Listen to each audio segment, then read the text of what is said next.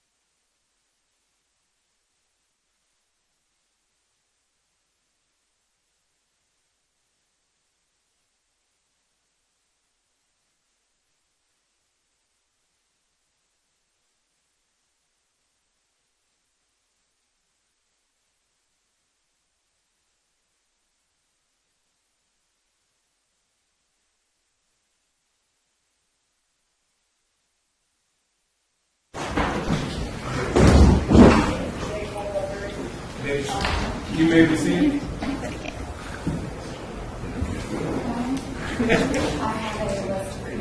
Do you have one for Ms. Harris? I gave her one already. Great. And we'll supplement it tomorrow as well. Okay.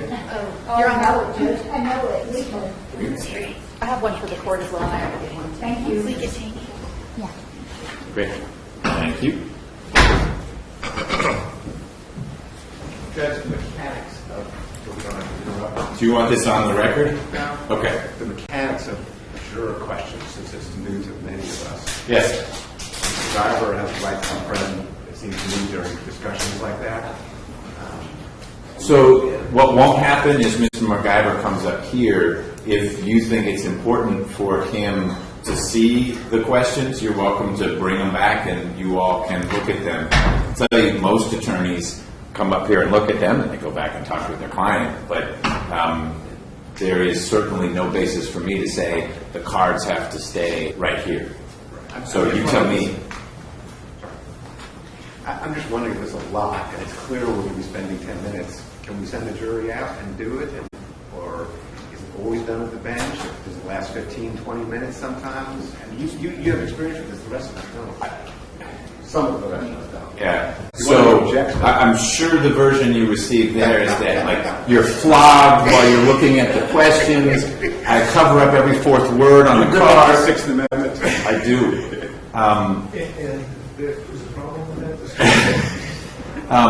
My experience is that it actually is real quick. It's usually a handful of questions. Oftentimes the questions are repeating, and so I just ask it one time, and a whole lot of the time it's asking something that was already covered. I'm letting you know now, asked and answered isn't a reason for me not to ask it. Okay. Because it means someone didn't hear it or didn't get it. Every once in a while, there's something that merits discussion, but usually if it's a problem, it's real obvious, and I say, I don't think I'm going to ask these three, and you're right, you shouldn't ask those three. I'm going to ask these two. Great, and that works. So the only variation on that I've seen is in one trial, defense counsel said, I want to show every card to my client, and would say yes to that. That's up to you. Every other trial, they looked at them, they go back and tell their client, hey, this is what it was about. But I certainly will defer to how you want the mechanics to work. Two other questions. Are they made a part of the record? Yes, all, asked and non-asked. Every single card that comes in ends up being court exhibit number 1 or 2. And then do you want just Ms. Clark Palmer up there at the bench, or can we use it all assembled? Does the DA get 3? Can you get 6 people up there? How do you want to do it? So I prefer it to just be the 2 lawyers who were handling the examination, but just as an example, in a murder trial, there are always 2 prosecutors. There are often 2 defense attorneys. All 4 would come up. That's fine. Here we've got 8 plus. I don't think that's necessary. But I'm happy at any point if we want to confer, go confer. I just don't think you're going to see that happening because most of the questions are going to be aha moments for you all. Okay.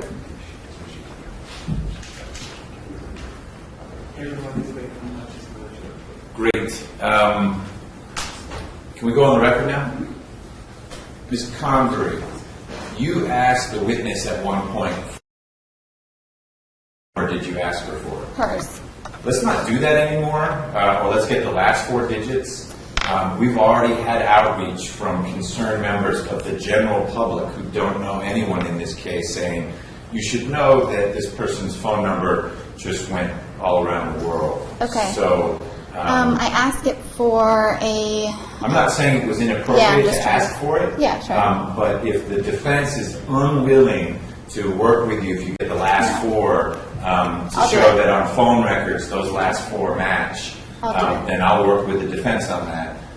And there are other ways we could do it. But unless they're talking about a phone that we know is not in use anymore, what was Ms. McIver's phone number at the time, let's not do that going forward. No problem, and that's going to continue to come up with other witnesses, so I'm Good. glad the court... We're all learning from that That one.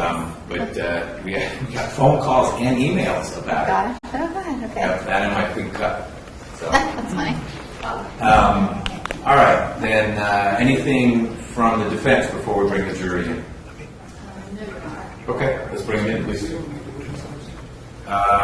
Could someone get the witness at the same time? Thank you. You can come on in. Okay. Yeah, I see you found 1 seat. sure. Probably easier. You found 1 seat. Good.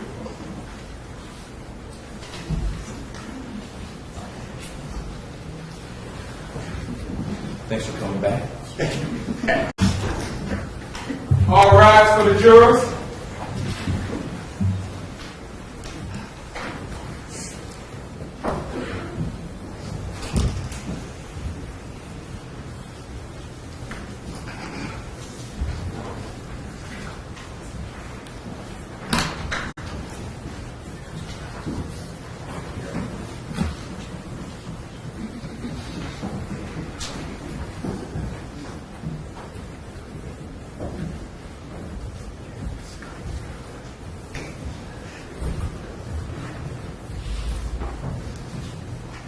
All jurors are present and accounted for, Your Honor.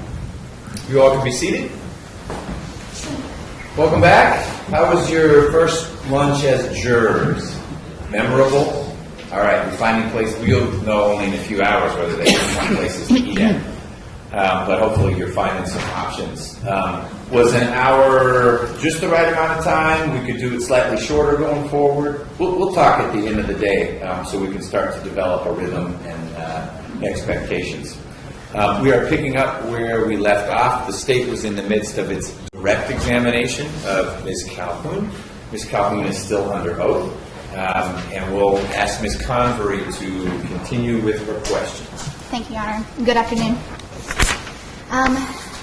Ms. Calhoun, when we left off, we were talking about a conversation that took place inside your condo. Is that correct? Yes. And tell the jurors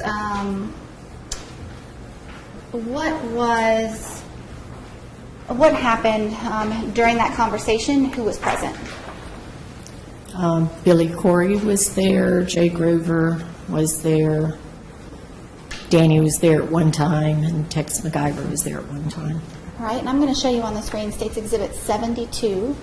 Yes. Can you see in State 72 where the conversation that we're talking about took place? Yes. And where is this? This is in the living room of my condo. And you said at one point Danny Joe was there, and at one point Mr. McIver was there. Tell the jurors how that came to be, the different parties got there. Well, Billy wanted to talk to Danny to find out what her side of what happened at the accident. And did the conversation occur? Yes. At some point later, then, does Mr. McIver come over? Yes. And why is that? Billy wanted to know the same thing from Tex. And when Mr. McIver came over, where was he seated in the setup that we see here in State's Exhibit 72? He was seated in the first seat, the chair, on the Closest to the window or closest to the... closest to the wall, so not the window. This one? Yes. Okay. And where was everyone else seated as we look here at State's Exhibit 72? I believe Jay was in the other chair, and Billy and I were on the sofa. All right. The markings that you see there on the screen in front of you, is that accurate? Yes. Okay. Once Mr. McIver comes over into the condo, what does he say to you all? What did Tex say? Yeah. Billy told him he just wanted to give... I'm sorry, objection to the hearsay about what Mr. Corey said. Sorry. That's okay. It wasn't. Repeat your question, and let's focus on what Mr. McIver had to say. It was, and I'm sorry if I phrased it wrong. My Okay. question is what Mr. McIver said once he came over into the condo. Okay. He said what he remembered was that they were stopped, and the next thing he knew, the gun had gone off, and there was smoke in the car. And Diane said she had been shot, and that was pretty much what was said at that point. And as you sit here today,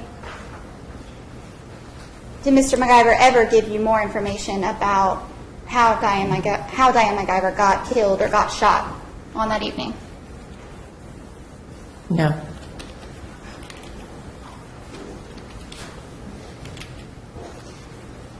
After the conversation that we've been talking about here in State's Exhibit 72, how does that conversation come to an end? How does that close, or he leave the condo eventually? Not being able to bring other people's conversation into it, he just said, if that's all you need to know, I need to get back over to my condo. Pretty much those were his words, maybe not his exact words, but... And this conversation happened when, in the context of when Ms. McIver was killed? About how many days after? It was in the first week after she passed. In that same period of time, in the first week after Ms. McIver passed, were there other people in and out of the condo next door, in and out of McIver's condo? Yes, And were some of those people family members of Mr. McIver? yes. And at some point in that first week, do you learn about an inventory of Ms. McIver's items? So, objection. Could we have a little more foundation to make sure we're not getting into hearsay? Sure. Do you have a conversation in that first week being requested to inventory those items? So, still hearsay, unless we can clarify who the conversation is with. So, just I want to understand your objection. Just hypothetically, if the question is, did someone ask you to make a request for you to do an inventory? What's the truth of the matter asserted in a request? Would you please do this? Or, I don't know how it happened, if it was a request or it was a statement that something needed to be done. Or even a command. You must do an inventory. But I'm just trying to work through what the hearsay part of that is, as opposed to explaining what then perhaps Ms. Calhoun did next. Well, that's not what the question. So if the question is going to be, did you do something, and we're trying to get to why she did something, that's not the question that was asked. To explain some conduct that she did. Okay, I may have misunderstood. So why don't you ask the question again? I'll hear it again, and then I'll let you know, Ms. Calhoun. I'm sorry, we do need to work through these things. Yes. And that is my question, Your Honor, is was she requested to assist with an inventory at some point there in that first week after Ms. McIver's passing? No, I was not. At some point, did you learn about, did you have personal knowledge of an inventory that took place? So don't answer that. So that's a different question, and I think that the defense is concerned. Did you learn about, did someone assert to you that an inventory was done? Sure, and my question isn't about a statement that she received, but personal knowledge about an event that took place. If you want to ask her what she saw going on, you can ask her about that. Otherwise, I guess you need to lay a foundation without getting into what someone may have told Ms. Calhoun about something happening or not happening. Sure. In your time in the condo that you shared a hallway with in that week immediately following Ms. McIver's death, did you observe actions being done to inventory or catalog Mrs. McIver's belongings? I'm sorry. I still object. I think we need a little more foundation. How can she quantify whether an action was related to doing an inventory? I guess you just need to ask her what she saw and then see where that goes. Right. And Okay. she's free to answer the question, and if she didn't see anything, she didn't see anything. Okay. Well, I'm sorry. The question assumes facts that are not in evidence, that an inventory was going on. So she says, I saw people moving clothes in and out of the hallway. We haven't had a foundation to establish how she would know what was going on. Okay. So I don't have a problem with the question being just, what did you observe? Okay. But the question can't be, did you observe something in connection with people doing an inventory? I think that's a fair point. Let me ask it this way. Last try. Ms. Calhoun, were you ever asked to inventory or catalog or assist with the inventory or catalog of any of Mrs. McIver's items? No. And do you remember, in relation to the investigation of this case, having a conversation with members of the district attorney's office? A couple different times. Yes. And one of those times is in January of 2017.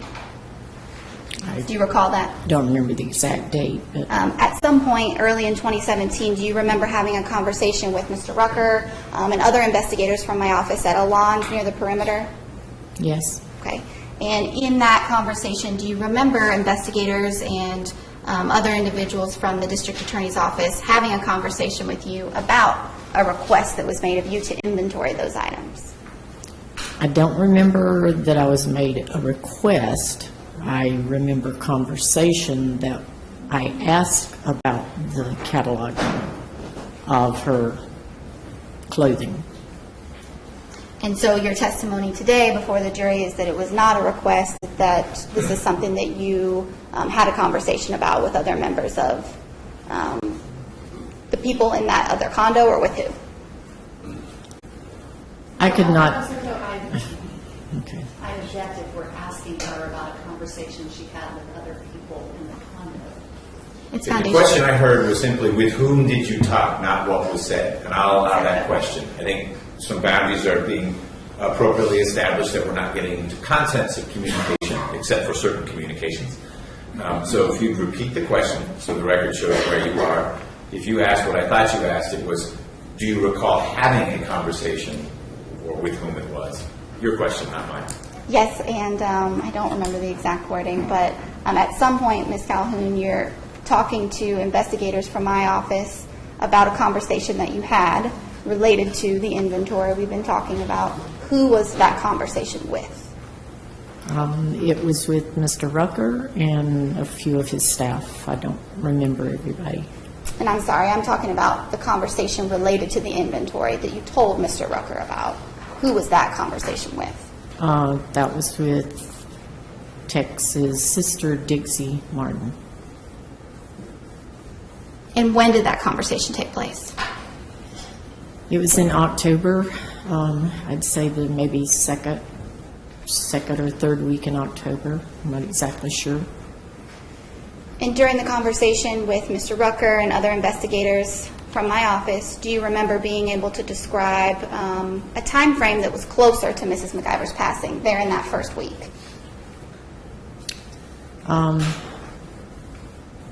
The dates are a little bit blurry right now because it's been a year and a half. I did have the conversation with his sister, and I think it was the end of October when she was there. I mean, the 1st of October, I'm sorry. And is it possible that the conversation we've been talking about occurred in the week after Mrs. McIver's passing? That's possible.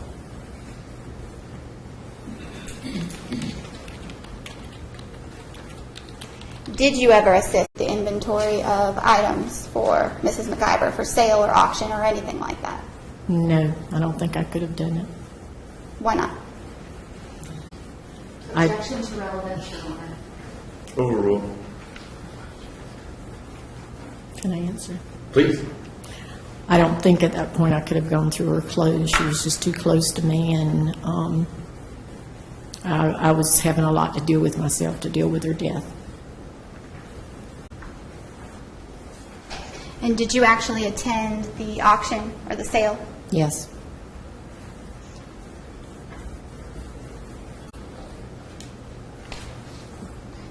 And do you have anything as a result of that that belonged to Mrs. McIver?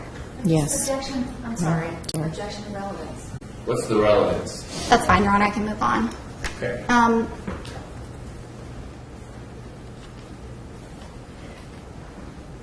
When we were talking about the conversation that you had with Mr. McIver's sister, Dixie, what did you ask her? Well, objection, you're saying. What she asked another individual, Your Honor, isn't hearsay. Well, it's an out-of-court statement if it's being offered to prove the truth of the matter asserted. But you said question, so... Yes. For now, I'll let you explore what she may have asked, as in what an inquiry was, but this could real quickly... I understand. You don't need to object again, I'll cut it off if it goes to where it ought not. Why don't you repeat your question? What did you ask Mr. McIver's sister, Dixie? I asked why they were having the sale so soon. And you remember asking that? Yes.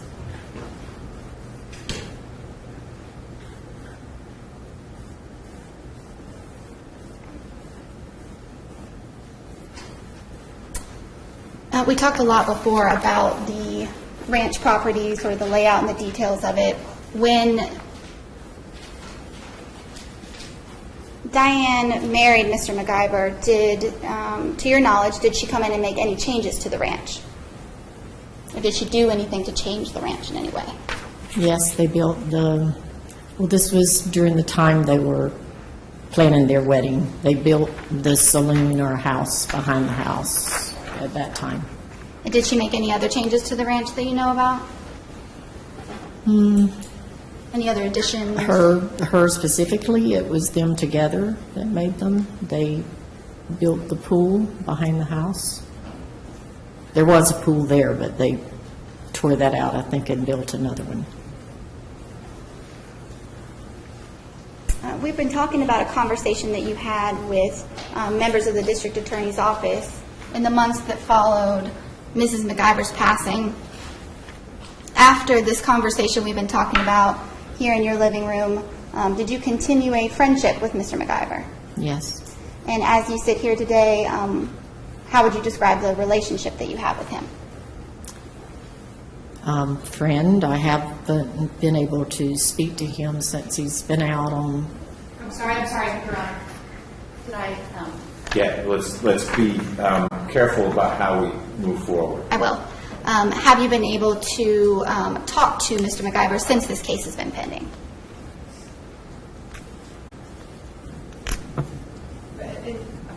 Okay, I'm a little confused, so. Yeah, why don't you two come over here, please?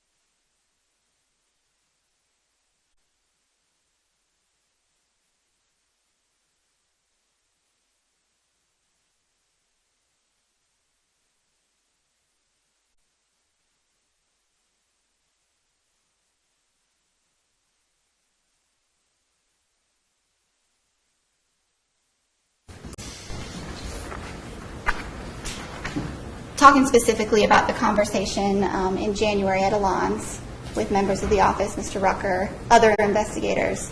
After that conversation, did you then have a conversation with Mr. McIver? Yes. And during that conversation, did he ask you about the content of the interview that you did with our office? Yes. And where did that conversation take place that you had with Mr. McIver? In his condo. Okay. So an in-person conversation. Yes. And during that conversation, did Mr. McIver take notes to your knowledge? He was always taking notes. And did you essentially give him the details of that interview or that conversation that you had with our office? As much as I could remember, I didn't record it, so I don't remember everything, but yes. Sure. Just one moment, Your Honor.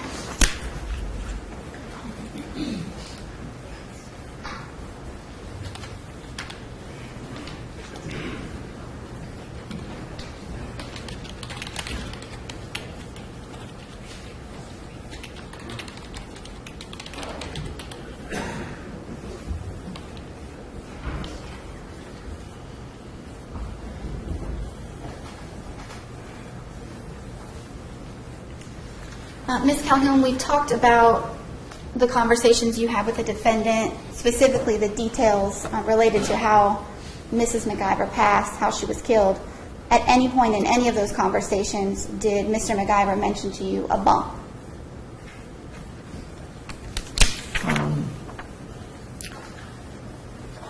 I don't remember that he did. I don't have any other questions, Your Honor. Can you redirect? Okay. Ms. Clark-Palmer? yes, thank you, Judge.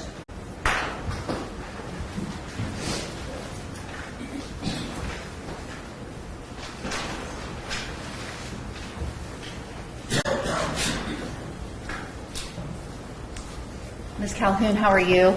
Okay. Okay, so my name's Amanda Clark Palmer, but you and I have talked on the phone before, correct? Yes. All right. And you told us that you had known, you knew Mr. McIver before you knew Diane McIver, correct? Yes. All right. And I think you told us that you met him in like about 1997? Yes. Okay. And then you explained sort of kind of the brief dating or maybe romantic relationship that the two of you had. And then it sounded to me like there was some time after that that you didn't really see him for some period of time. Correct. And then you became reacquainted when you moved into the villas. Is that a fair way to say it? No, I met my husband at a party at the Villas in 1999, and Tex was at that same party, so that's, Okay. I think, the first time I'd seen him since then. Since Since 1997. 1997, 98. Right. And then the friendship developed between you and Diane, right? Yes, And you all became very close. yes, And she was like a sister to you. yes, And you were also friends with Tex, right? yes, And you had many opportunities to observe Tex and Diane's relationship, right? yes, And how they treated each other. yes. You told us that you would see, well, I wasn't clear. I thought I heard you say you would see Tex and Diane maybe 2 to 3 times a week, or was that just Diane? Sometimes Diane by herself, because Tex did some overnight trips for his work. So I would see her when he wasn't there also. But many times you were there when Tex and Diane were together. Yes, All right. And you observed that they had a loving relationship. yes, All right. And you were asked to describe, being on direct, you were asked to describe their relationship. And it was, to you, it appeared to be a very good relationship. yes, Never saw them argue. no, Okay. You also got to, you know who Austin Schwall is. You told us about that, right? yes, And you know that Austin is Tex and Diane's godson, correct? yes, And you were asked about Diane's relationship with Austin, and you told us that they had a very close relationship, right? yes, And you told us that Diane treated Austin as if he was her own son. yes, And you also got a chance to observe Tex and Austin's relationship, didn't you? yes, And am I correct that Tex also treated Austin as if he was his own son? yes, he did. All right. So I'd like to show you some exhibits that I've marked as 3A, 3B, and 3C, sort of the composite exhibit. Okay, So just look at those, and after you've looked at all of them, let me know if I can ask you some questions about them. okay.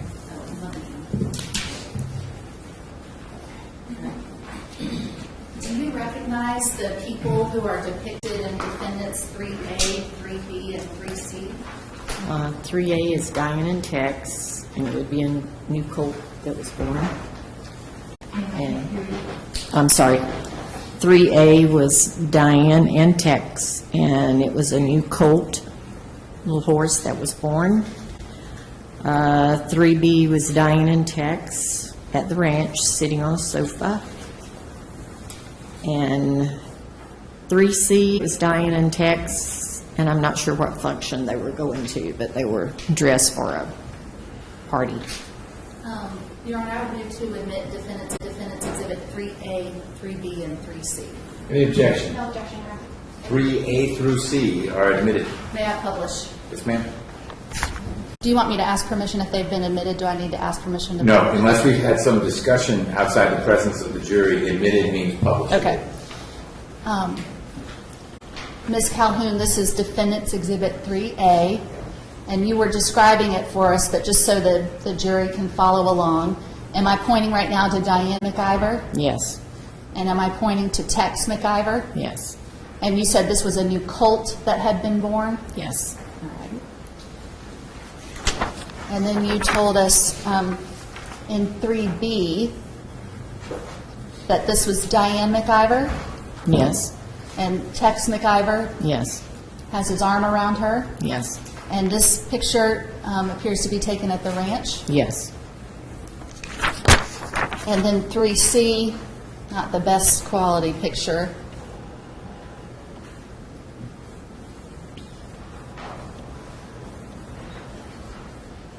This is Tex McIver, yes, and this is Diane McIver. yes, And you said it appeared as if they were dressed to go to some kind of party function? yes. All right. All right, let me show you two other pictures. And just look at these and let me know when I can ask you some questions about those.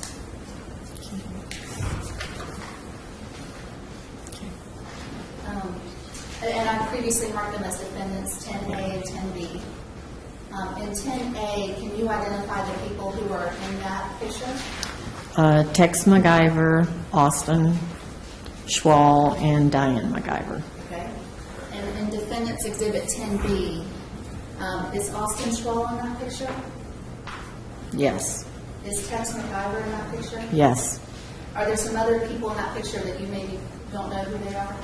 I don't know who they are. They look like, Okay, just, okay, no, I don't know who they are. all right. But do those pictures fairly and accurately represent Tex McIver, Diane McIver, and Austin Schwall? Yes. All right. Your Honor, I move to admit defendants 10A and 10B. No objection. No objection, they're admitted.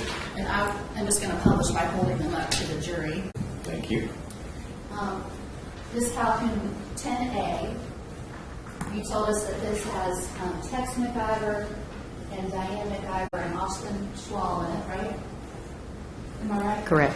And Austin is wearing a baseball uniform? Yes. Okay.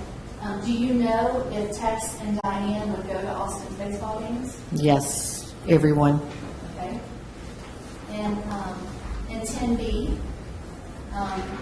you see Tex McIver, correct? Yes. And Austin Schwall is in this picture? Yes. Could you point where Austin Schwall is, or Right here. this one? Yes. All right, publish that for the jury. Is this Mr. McIver in the Boy Scouts leader uniform? Yes.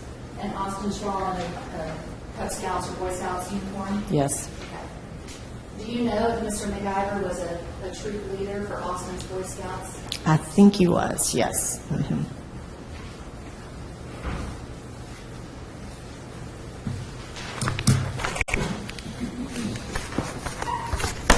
It's fair to say that both Diane and Tex were very involved in Austin's life, right? Yes, they were.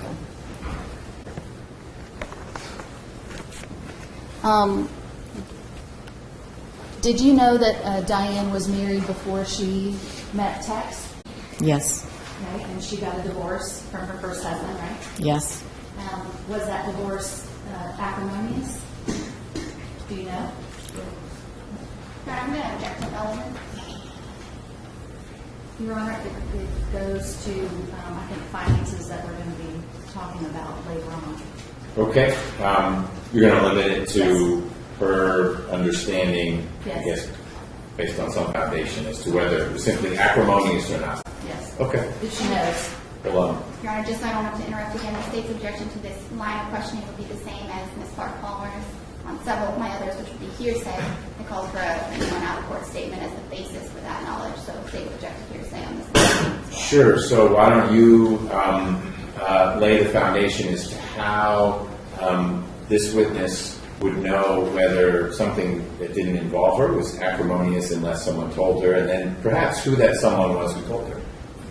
Well, Your Honor, I would also say we had a lot of background information about, through this witness, about Mrs. McIver and how she started at U.S. Enterprises when she was 19 years old, which would be before Ms. Calhoun knew her, and I didn't object to any of that.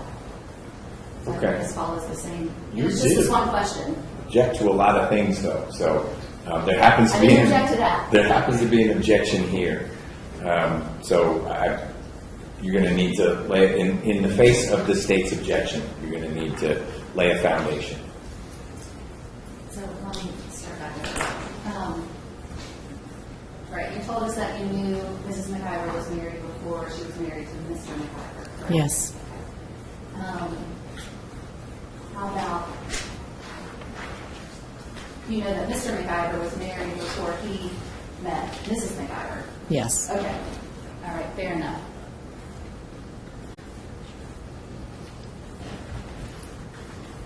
And at the time that you got to know Tex and Diane together, neither one of them was married at that point in time, correct? They were planning their marriage when I met Diane. I'm sorry, what I meant to say, they weren't married to other people. No. Okay.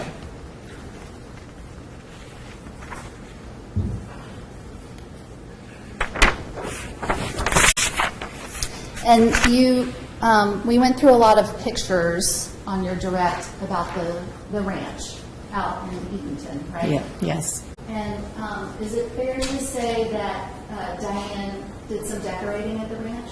yes, Okay. Did you go out to the ranch before you knew Diane? yes, Okay. And were there changes that were made to the ranch after Diane met Mr. McIver? yes, Okay, including decorations, right? yes, Including some additions and improvements that were made to the ranch, right? yes, And those were things that either Diane did, right? yes, Or things that Diane and Tex did together. yes, Okay. And you spent time at the ranch with both Tex and Diane, you told us. yes, And both Tex and Diane enjoyed spending time out at the ranch, correct? yes, They went out there every weekend or almost every weekend yes, together? yes, Fair to say that Diane loved to spend time out at the ranch. yes, she did. So then you were asked about what happened in September when Diane died.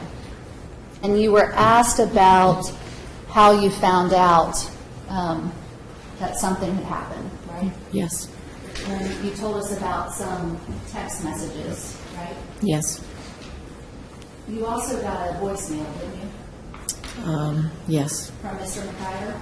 yes, And he said that there has been an accident? yes, Okay. And this is while you're still in Texas? correct, And then you come back to Atlanta? yes, And you get to Atlanta, did you tell us on Tuesday? Monday night, Monday night, the 26th? yes, And it's that night that Danny Jo Carter stays at your place? yes, And she stays there the next night? yes, And during that time, you told us that there were people who were spending the night at the McIver's condo. yes, You were asked if Ann Patterson or Annie Anderson was one of the people who spent the night, yes, and she did. yes, And Rachel Stiles, do you know Miss Stiles? yes, Did she spend the night at the McIver's condominium? I believe she did. Were there other people who were spending the night there the week after Diane died that you can recall? Those two I know for sure stayed in his condo. Okay. And you told us that Danny Jo Carter stayed with you those 2 nights. Yes, And then you had to ask her to leave, correct? yes, And you had to ask her to leave. Well, you know Miss Carter, don't you? yes, You know that you had to ask Miss Carter to leave after the second night because she was drinking, correct? yes, And you know that she was not supposed to be drinking. correct, And when you found out she had been drinking again, you asked her to leave. yes, You got to see Mr. McIver in those days and that week after Diane passed away. yes, And you saw that he was crying, yes, he was upset. yes,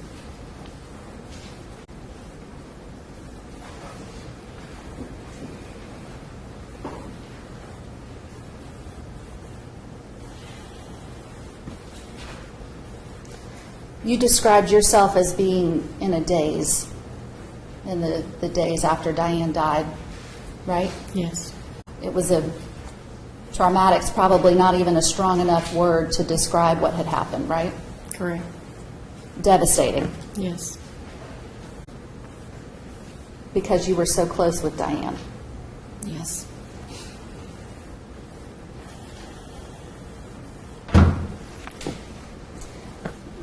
Let me go back. I was asking you who else you remembered stayed at Mr. McIver's condo. Do you know who Phyllis Gable is? Yes, Is that Mrs. McIver and Mr. McIver's kind of housekeeper? yes, Did she stay at the McIver's condominium after Diane died?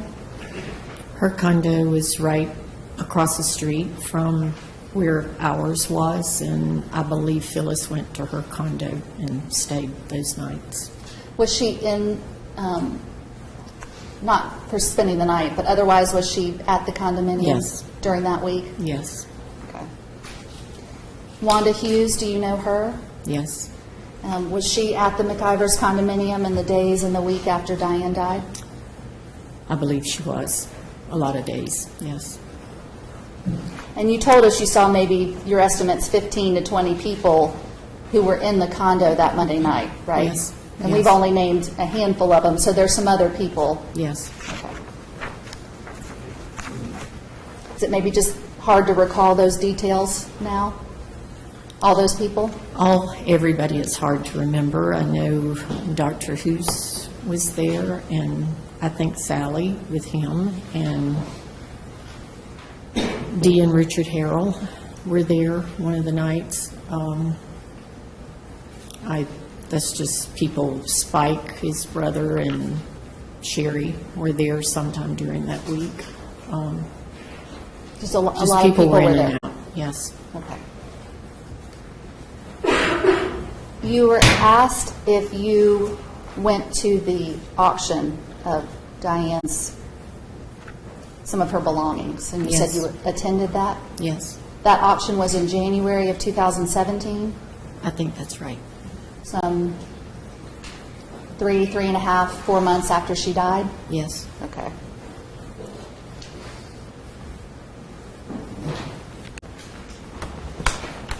And then you told us about, or you were asked on direct about this, a conversation that you had with the DA's office, right? yes, And then you were asked if you went, if after that you had a conversation with Mr. McIver, right?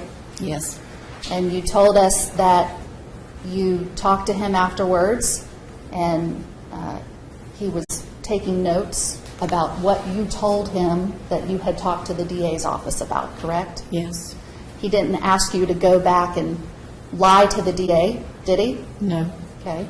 He didn't ask you to go back and change your story to the DA, did he? no, Okay. You knew Tex and Diane McIver for more than 10 years? yes, You never saw them argue? no, They were very much in love? yes. Were they the perfect couple, just about? They seem to be better than perfect. Thank you. Any redirect, Ms. Convery? Yes.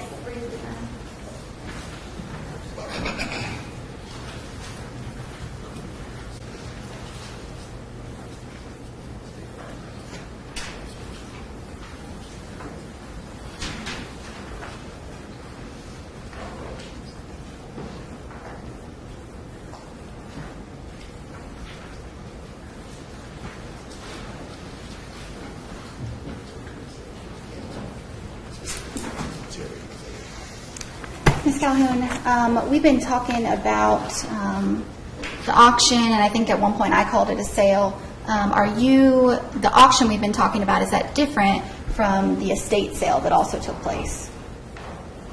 No, Okay, to your knowledge, was there more than one sale related to Mrs. McIver's items? yes. Okay, and when were each of those? I think it was on different days, but both I consider to be an auction, Okay, but two separate auctions in Yes. your mind? yes. We talked about, a little on cross, you were asked about who stayed over at the condo, and I think you said Ms. Stiles stayed there, and before we talked about Ms. Catterton or Ms. Anderson staying there. Yes. Where did they sleep in the condo, if you know? I don't know exactly, I wasn't there.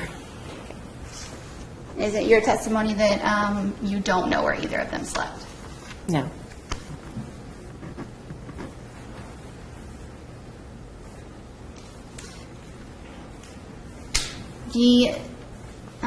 Mr. McIver left you a voicemail saying that there had been an accident, and then we talked about this conversation afterwards. Did he ever tell you that he actually pulled the trigger on the gun? Did he ever admit that to you? no,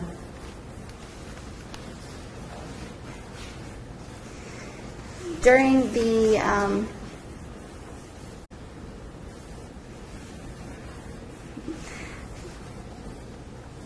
we talked on direct. I asked you a lot about your relationship with Diane, and on cross you were asked about sort of the context of that with Austin.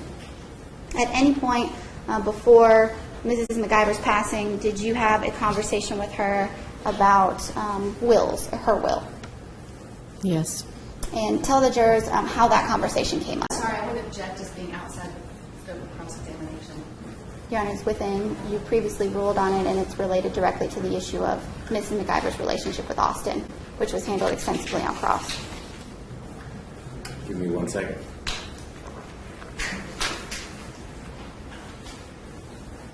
Okay. I think that's, I'll allow the question. Can you tell the jury how that conversation came up, how that started? We were having dinner at my place, and I brought up the conversation. I said I wanted to make some changes to my will because my grandkids were getting older.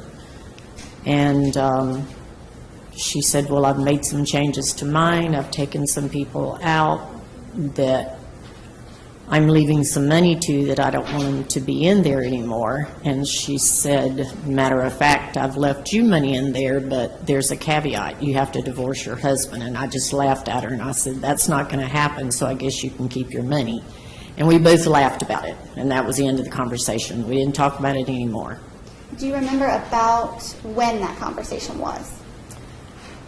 It was about 3 years, or I think about 3 years before she passed away.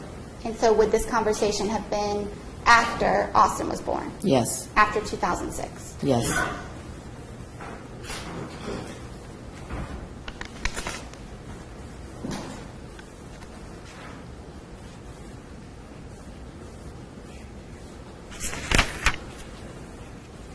In the conversation that you had with Mr. McIver, Mr. Corey, I'm and... sorry, are we moving on from the will?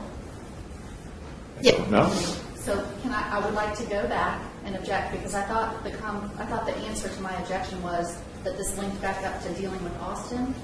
And I didn't hear Ms. Calhoun say anything about Austin other than this conversation was after Austin was born. That's exactly how the conversation came up, related to changes in the will, which should have been after the birth of Austin Schwall in 2006. So Okay, but I was under the impression, you've preserved the objection, and there may well be something that I need to address. I'm going to let this wrap up because I need to talk to you all when the jurors aren't in here, but I'm not going to send them out right now.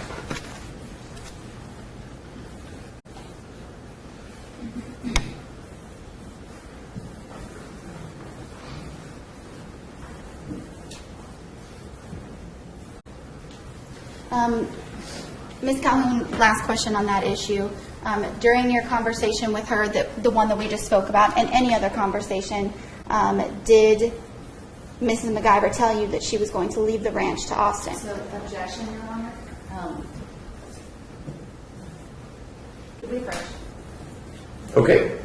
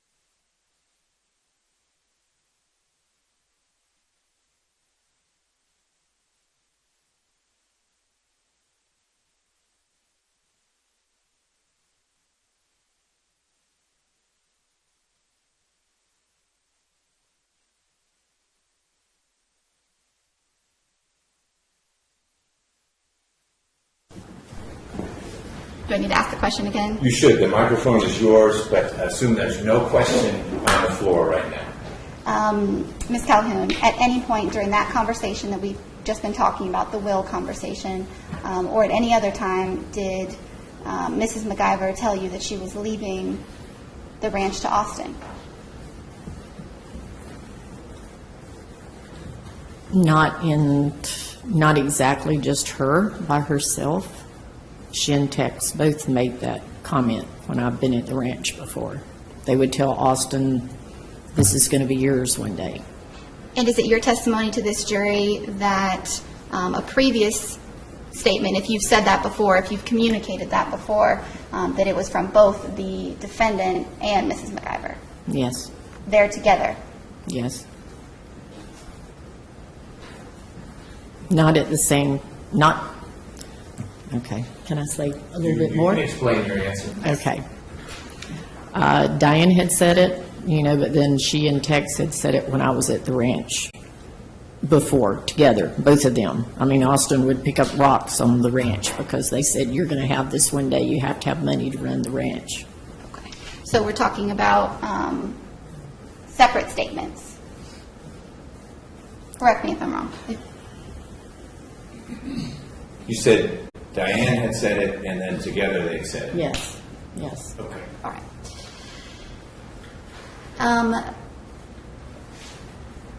Mr. McIver told you, talking about what happened, the actual shooting itself, Mr. McIver told you that the SUV stopped, correct? Yes, And he tells you that the gun went off. I'll rephrase. Okay, it's redirect. Yes, I understand. Did Mr. McIver tell you that the gun went off somehow?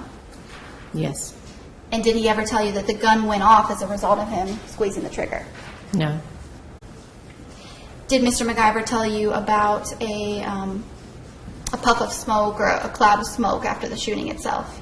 yes, And all of these details are primarily the detail that we've just been talking about. What was the date of that conversation where you got that detail from Mr. McIver? About? within a week after it happened. And was it in one of those conversations that we've been talking about there in the living room of your condo? Yes, All right. Is that the 20, would that have been the next day, so the Tuesday or Wednesday after the shooting? I don't remember exactly the date. So to your best recollection, it is that week that immediately followed the shooting, Yes. though, correct? All right. Okay. Just one moment.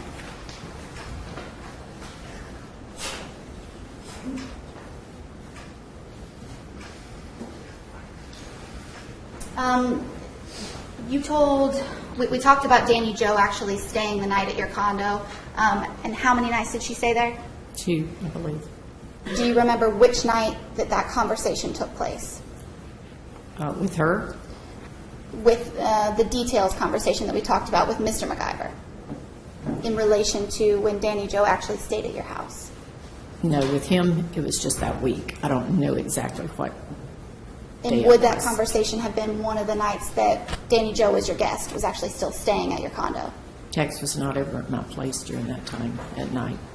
And so the conversation that you told us about in the living room, I think you told the jurors that Danny Joe was there first, and then at some point later, Mr. McIver came over. Yes, and Danny left.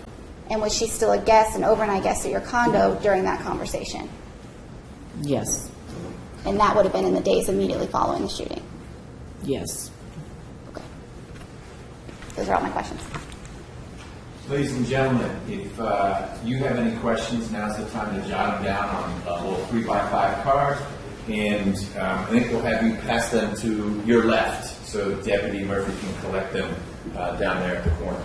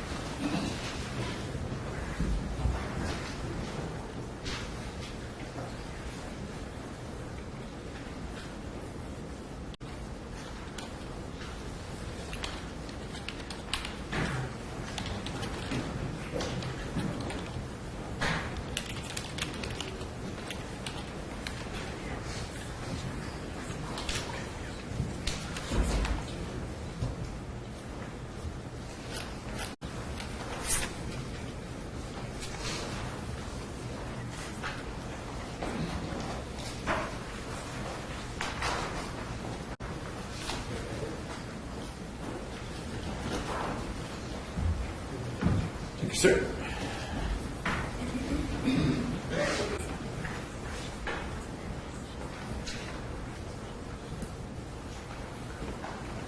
Ms. Clark Paul? Yes, sir.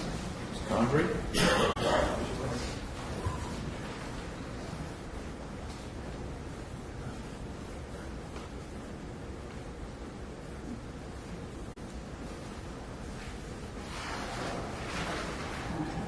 Sure.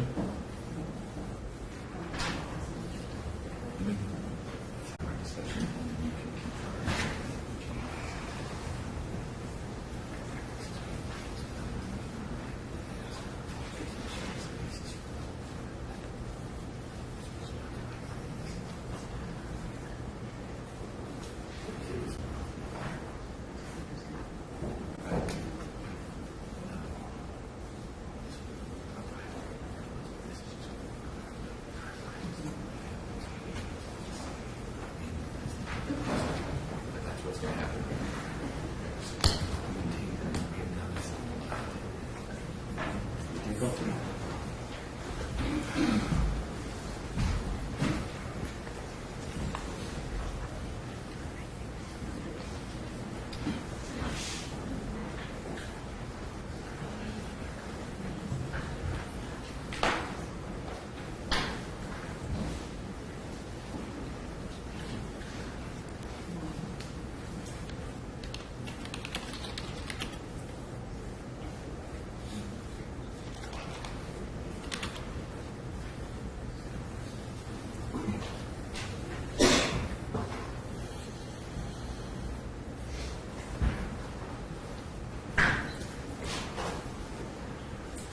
Ms. Clark Palmer, we okay with that?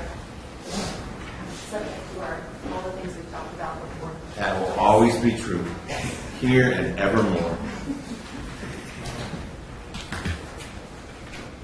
Ms. Convery?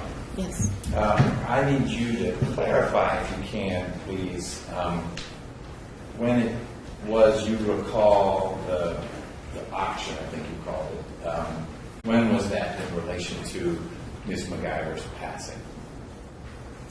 A day later, a month later? No, I think the auction was in, I want to say it was in January, I think. Okay. You mentioned there being two different, you called them both auctions, two different auctions. How far apart were those? Just days, I think. Your recollection is both were in January? Yes. Okay. Ms. Convery, do you have any follow-up with Ms. Calhoun in connection with that? Just very briefly, Ms. Calhoun, we talked a lot, grilled you on dates. Your recollection about the relationship of the two auctions to each other, could that be incorrect? The distance, the amount of time between the two auctions? Or are you? It could have been, I mean, it was in the paper. I would think it could be gone back and looked at. I just didn't, I don't. But our jurors aren't going to do that. You can't do that, and I don't Okay. remember exactly, so. That's it. Ms. Clark Palmer, anything on that topic? No, Your Honor. May Ms. Calhoun step down? Yes. Thank you, ma'am. Next witness. And Your Honor, she, certainly the state's position will be that she's released but not excused. You all will manage that, but she's free to go right now, and you may need to work with her if there's somewhere else she needs to be. State's next witness. Yes. State calls Mr. Jim Nation.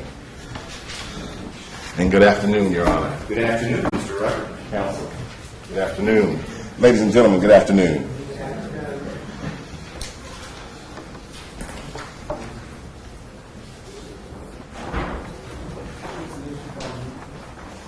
Still good, right?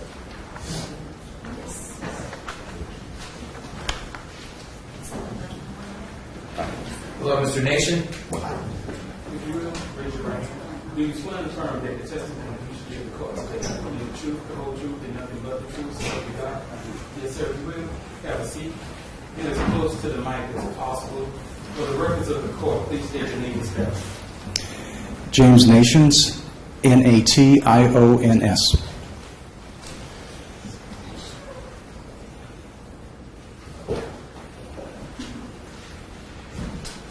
Good afternoon. Afternoon. I'm going to let this guy. Just set it up right there, Mr. Wall.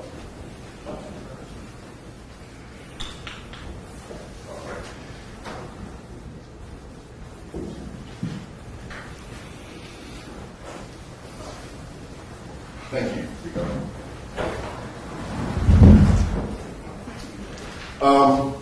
Could you reintroduce yourself to the jurors by stating your name and telling them how you are currently employed?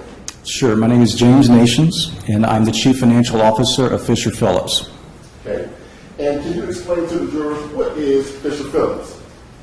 Fisher Phillips is a national law firm. We represent clients in the area of labor and employment. Okay. And, now's the time it's okay to brag and a little plug for the firm. How long has the firm been in existence? Around 80 years. Okay. It's a very well-respected firm in its industry. It's considered one of the firms that nationally well-known as a brand name in our area of expertise. Yes, sir. And can you share with the jurors, as Chief Financial Officer, what are some of your duties and responsibilities? I'm responsible for the overall financial reporting, the processing of billings, collections, paying the bills, payroll, taxes, audit, and relationships with many of our vendors, such as bankers and insurance vendors. Okay. And can you tell the jurors, are you the custodian of the records there at Fisher Phillips with respect to financial matters? Yes, I would be considered the records custodian for financial affairs. Yes. And would included within financial affairs, that would also cover attorney salaries. Correct. Okay. And could you tell the jurors just a little bit about your educational background that allows you to perform your duties there as Chief Financial Officer? I have a bachelor's degree in accounting, and I served in public accounting for several years when I started my career. I'm a certified public accountant in the states of Tennessee and Missouri, and I've worked in industry since I graduated from college in 1982, primarily in financial areas. I've worked in law firms specifically since 2002. Okay. And how long have you been with Fisher Phillips? I joined Fisher Phillips March 20th, 2017. Now, in connection with your testimony here this afternoon, were you asked to produce to my office at some time that's since passed some documents in particular? Yes, sir. And can you tell the jurors what is it that you were asked to produce, and were you able to produce it? I was asked to produce the compensation to Mr. McIver since I believe it was 2003 through 2017. Okay. And yes, I was able to produce those records from the ordinary records in the company. Okay. And you can say to the judge and to the jury that those records that you produce, they are kept within the ordinary course of the business there at Fisher Phillips. That is true. They're kept in the ordinary course of business. And they are true and accurate? Yes, sir. You have not done anything to manipulate those figures? Correct. And as a custodian of record, you would be the person that would be in a position to turn them over? Yes, sir. All right.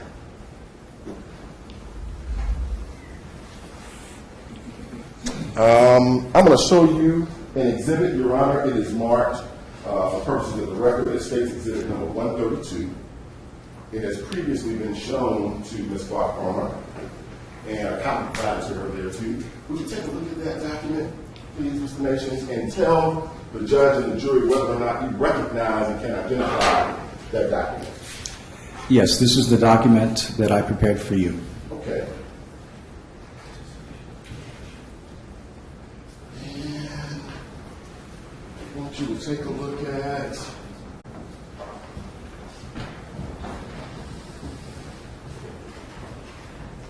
this board. First go to Ms. Clark Palmer. I don't think she'll have an objection. Ms. Clark Palmer. That's because I know Yes, you're having a little conflict. Right, and I have no objection to Exhibit 132? Yes, ma'am. Being admitted. I know we haven't gotten there, but I'm just telling you. Okay, how well to then- do it. Previewing your strategy. Okay. Okay, well then in that case, Judge, I would tender State's Exhibit 132 into evidence. There being no objection, 132 is admitted. All right. And will you take a look at this very quickly, Mr. Nations, and can you tell the judge and the jury whether or not this lower board is an exact replica of the front page of your document that's listed there, State 132? Yes, sir, it is. All right. With the court's permission, I would like to be able to use this as a demonstrative. Okay, and you've seen it small scale, and you're okay with it big scale? Yes, Your Honor. Okay, all right, good.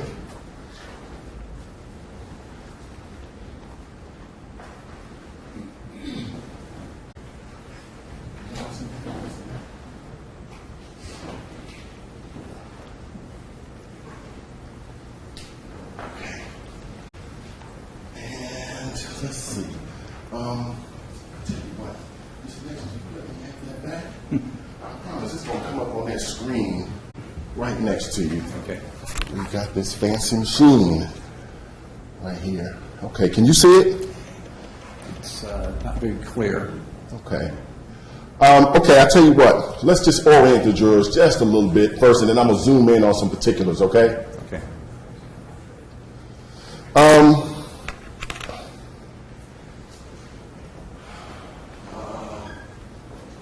You know, kind of like we were 8 years old. Can you explain to us kind of what this document shows? Sure. If you start in the upper left corner, there's the title says status. I think that's what it says. Yes. Status? Status, yes. And beneath that, you'll see the letter EP, and that stands in our vernacular for equity partner. Okay. If you follow that down to 2014, it says IP, which stands for income partner. Okay. And then 2015 also? Yes. Income partner? Yes. And 2016 also income partner? Yes. Okay. And then each calendar year is listed there, the next column over, starting with, I believe that's 2004. And then the compensation that Mr. McIver earned in that year is listed there. Okay. And 2005, 2006, 2007, all the way down to 2013. Correct. And then, do you see this little A along with this long line right here? Yes, sir. Who put that there? I did. And can you explain to the jurors, why did you put that there?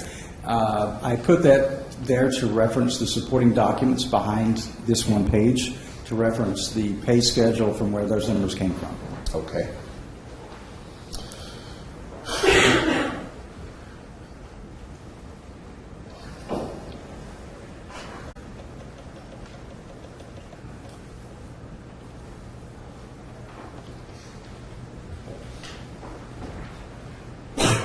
All right.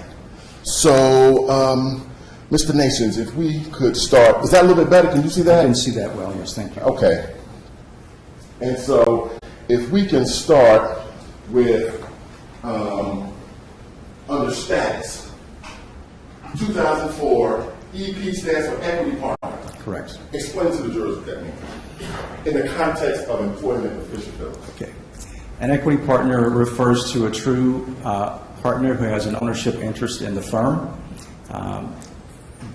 That means he had ownership rights, and his compensation was based on the earnings and profits of the firm each month as they occurred.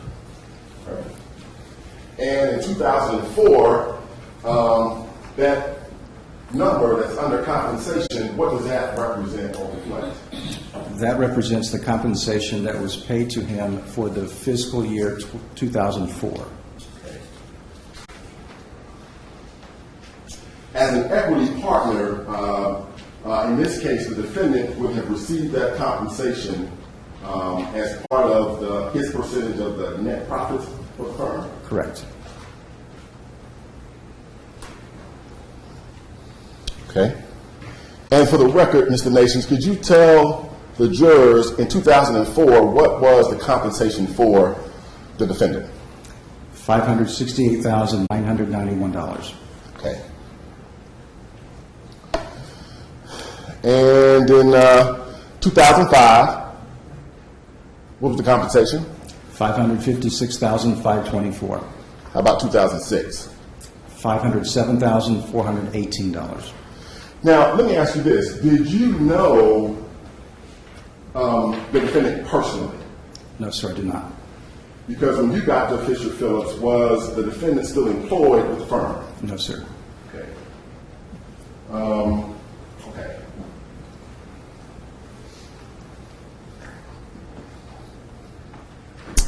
Uh, 2007, how'd he do? $593,433. 2008, $590,078. 2009, $576,321. how about 2010? $580,130. And in 2011, he kind of went up a little bit. What was the compensation for the defendant in 2011? $601,853. Okay. And 2012 and 2013, $561,698 and $435,603, respectively. okay. Now, in 2014, there appears to be a drop in the compensation paid to the defendant in this case. Can you explain that to the jurors? Well, his status changed from equity partner to income partner. And as it relates to Fisher Phillips, that means he became what we call a W-2 employee. So his salary was set at $350,000 that year. And is that what the IP reflects that we see displayed on the chart? Correct. Okay. And so, at this point in 2014, is it fair to say that the defendant would no longer share in the percentage of the profit, the net profits of the firm? He now is being paid a set salary. Correct.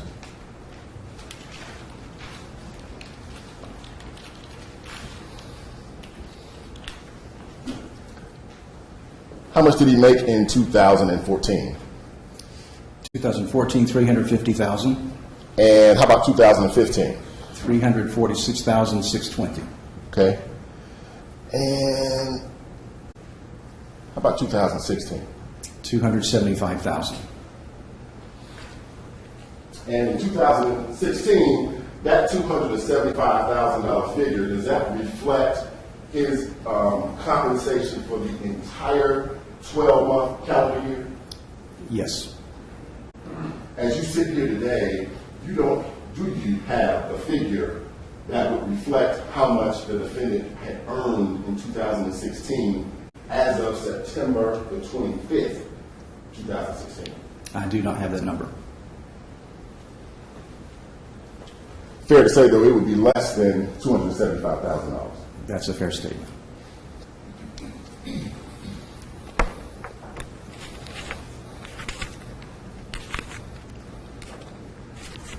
Now, we see also on the chart, there is some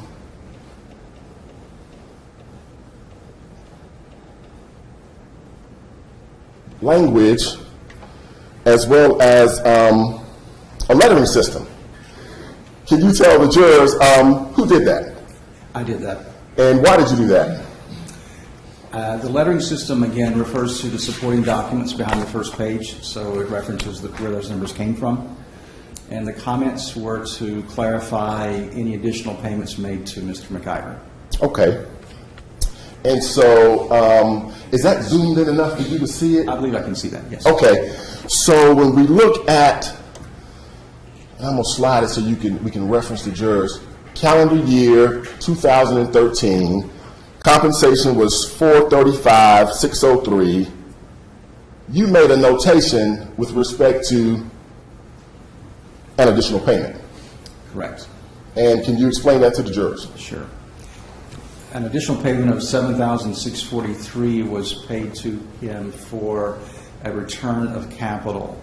And I believe there's a subsequent one later. Yes, there was. Put an F there. So the number under what is highlighted as B, the $7,643, was a rebalancing of capital. At Fisher Phillips, the partner's capital is balanced each year based on their percent of ownership within the firm. So as his compensation would have gone down, there would have been a return of some of his capital that year. Okay. And I'm certain to clarify, that's money he had previously paid into the firm as an owner of the firm. Okay. I was just about to ask you to explain to the jurors what the capital need.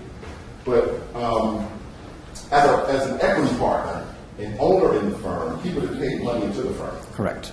And as his income status changed, then there's a reduction in his salary. His compensation. His compensation. He becomes a salaried attorney. Not at that point. I don't believe he was an income Okay. partner at that point. Okay. It is, do you know exactly when his status would have changed? If you slide that over to the left, I believe it was at the end of 2013. So, a little bit more, please, so I can see the. Oh, yes, I'm sorry. Yes, he became an income partner January 1, 2014. So his equity partner status ceased at 12/31/13. Okay. His equity partnership status ended December the 31st, 2013. Yes, sir.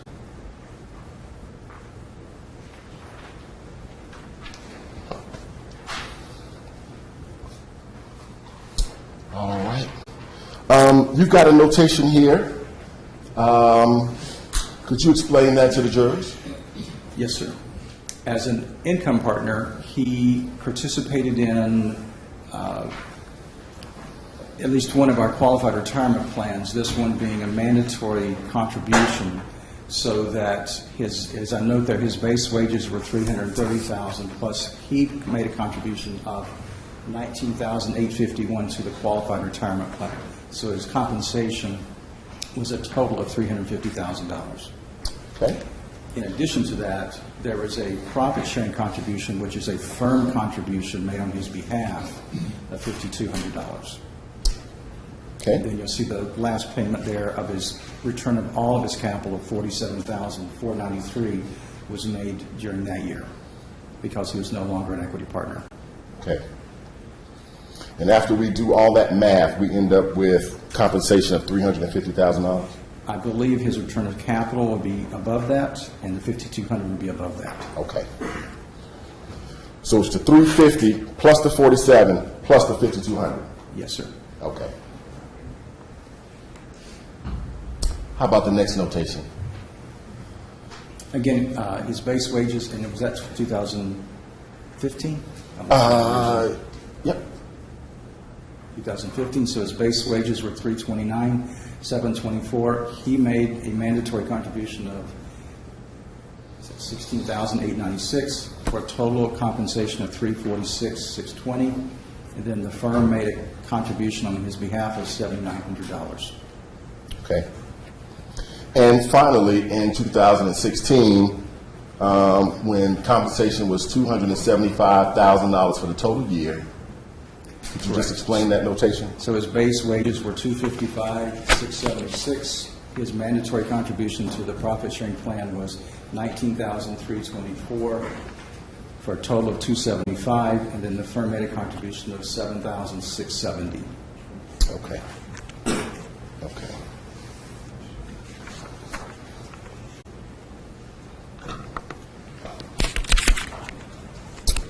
Right. Could you share with the jurors who is Roger Quillen? Roger Quillen is the chairman of the firm. Okay. He has been for several years. I don't know exactly. Okay. And was he still outside before you came in? He is still out there. Okay, good, good. Thank you very much, sir. That is all my questions, Your Honor. Ms. Clark Palmer, questions for Mr. Nations. Yes.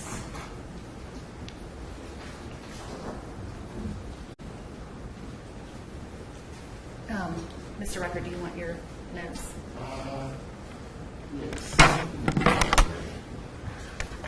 So sorry. I just want to use my pointer. Just to hold it. That's okay. Good afternoon, Mr. Nation. My name is Amanda Clark Palmer. I represent Mr. McIver. How are you? Good. Thank you. Good afternoon. Good. You work for Fisher and Phillips, you told us, right? Yes, ma'am. And you're not a lawyer, Correct. but they are a law firm. Yes, ma'am. They represent employers. Management side, labor and employment is the tagline, yes. Okay, so if you know, they defend employers who are being sued, is that right? Do you know? I wouldn't say it's limited to that, but I think you're generally correct. Is that a question I should probably put to Mr. Clerk? Yes, that would be best suited for him. All right.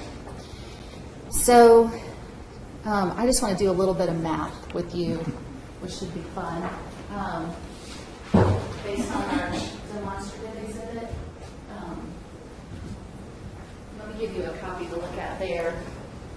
This is States 132. I want to put this back up so that the jury can follow along.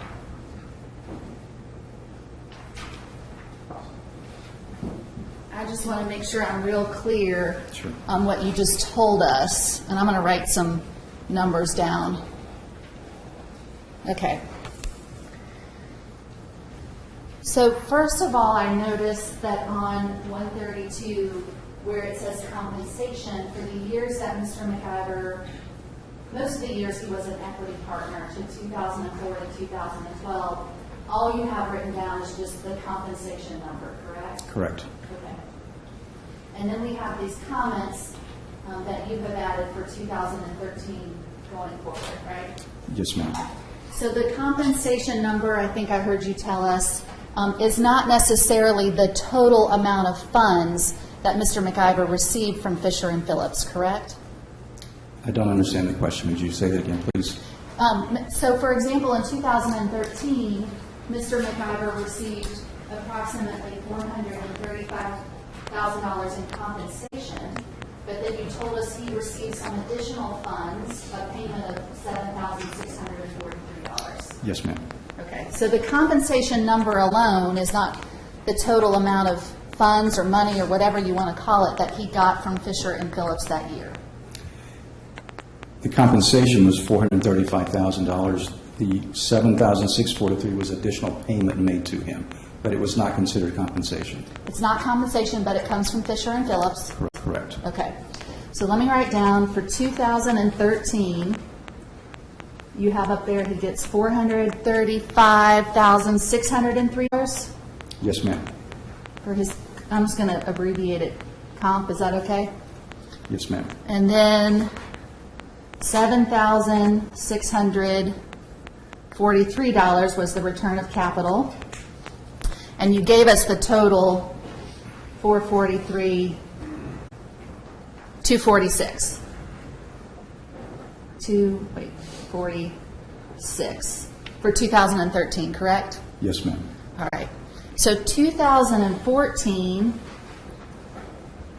what's his compensation number?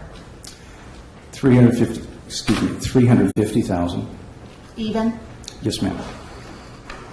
But then you told us on top of that, he gets the profit sharing of $5,200. Yes.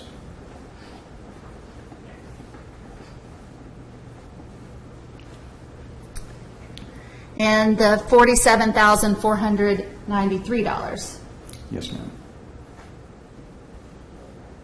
All right, so if I do my math right,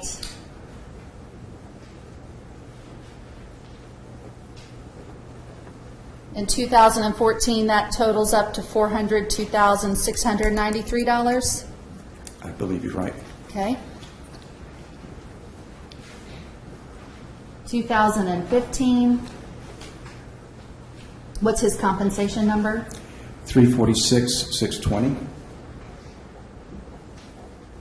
And in that year, he gets the profit sharing of $7,900. Yes. So if I add that up, oh gosh, 354,520. I believe that's correct.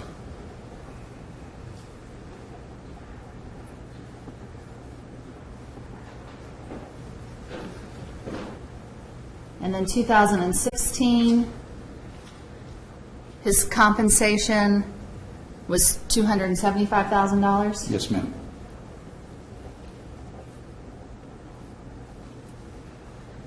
And then the profit sharing was $7,670? Yes, ma'am.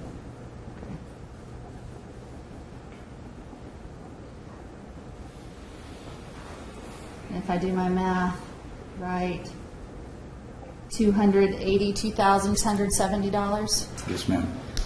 Okay. And this document, this first page of document of the exhibit, you told us you prepared this, correct?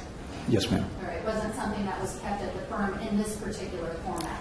Correct. I prepared this based on the supporting documents behind it. All right. Right, there were documents that were kept at the firm that you got these numbers from? Correct. And what's not included, or what would not be included on State's Exhibit 132, and correct me if I'm wrong, but if you had like a 401k, you would not have put that on this document. The first page of the document, you see State's 132. That, correct, because that would have been withheld from his wages, just like most employees would be. Right. And this may seem like a silly question, but if he was getting income from some other source outside of the law firm, you would not have put that on this document. Correct. You are just here to tell the jury what funds, compensation, profit sharing, whatever, came from Fisher and Phillips to Mr. McIver. Correct. And you told us that you arrived at the firm in 2017, Correct. which was after Mr. McIver retired from the firm, correct? Correct. And you don't know him personally? Correct.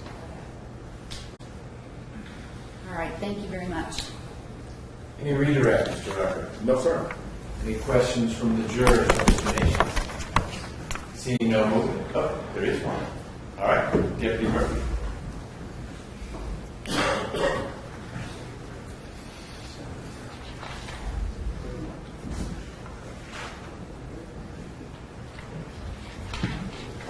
Sir.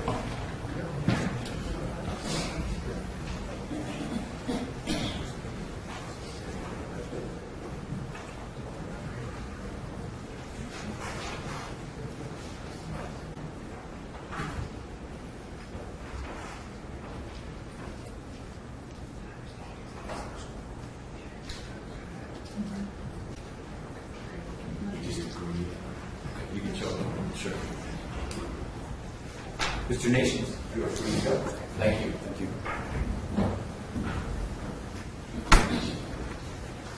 Next witness. Yes. I can guess. Can you guess? The state would call Mr. Roger Quillen.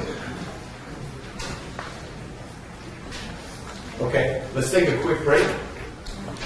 Right? Yeah. Someone needs a break? Yes, So yes, we're yes. going to take a 5-minute break.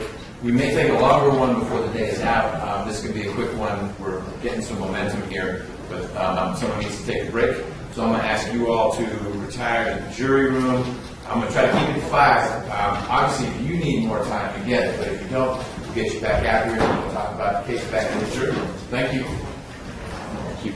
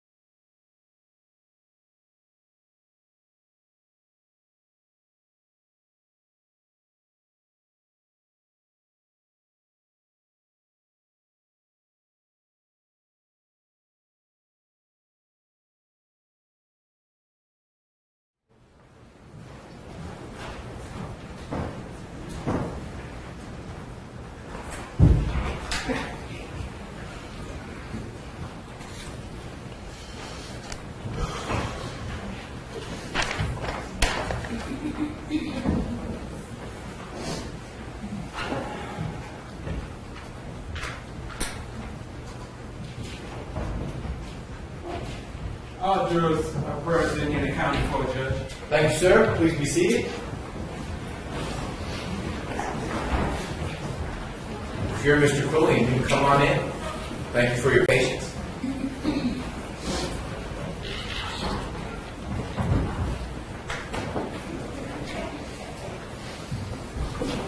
Just 1 second, our deputy stepped out. He's going to be right back in. He needs to swear you in. All right.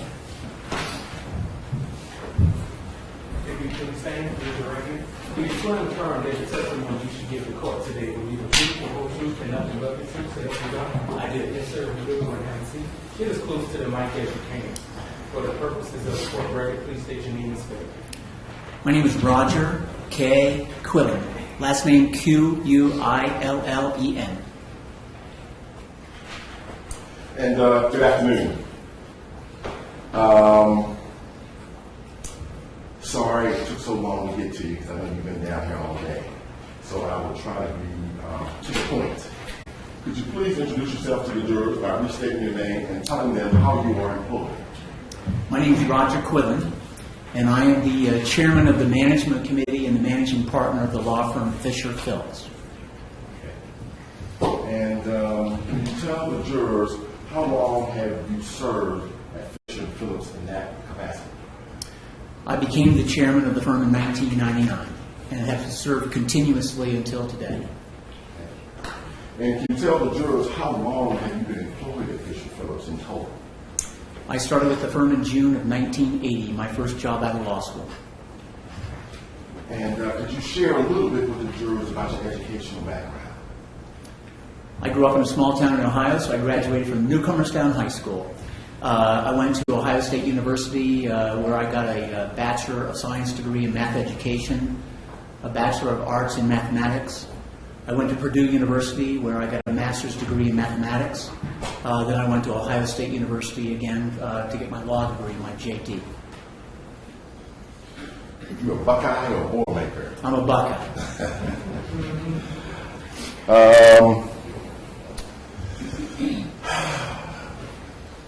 Would it be fair to say, Mr. Quillen, that you are intimately familiar with the inner workings of the firm? Yes.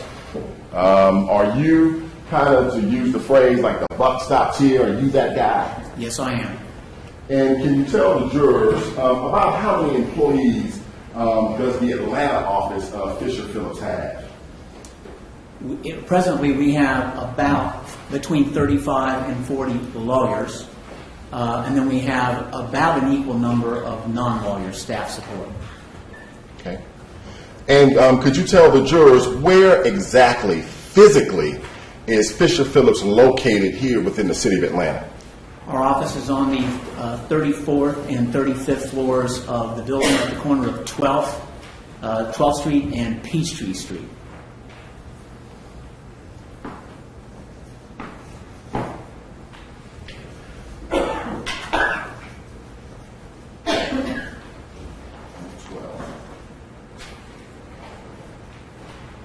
How far is that from Piedmont and 12th?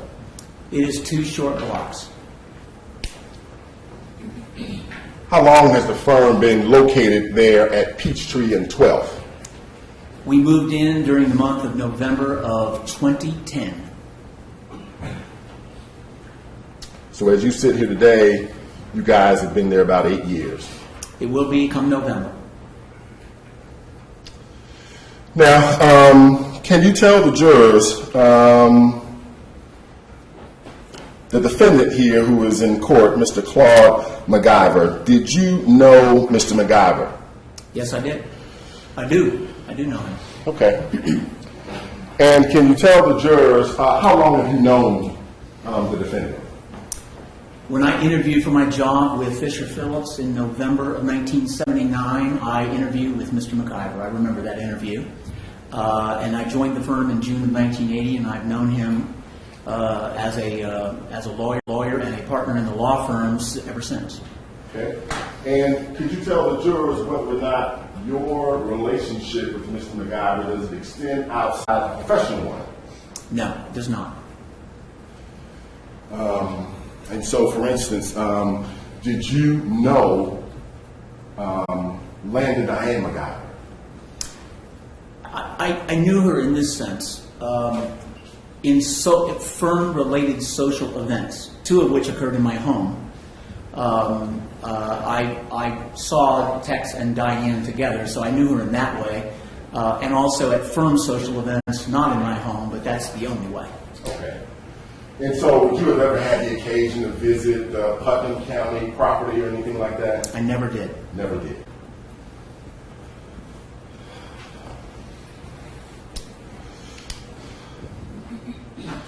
Can you tell the jurors how long did the defendant work at Fisher Phillips? I believe he began in 1972.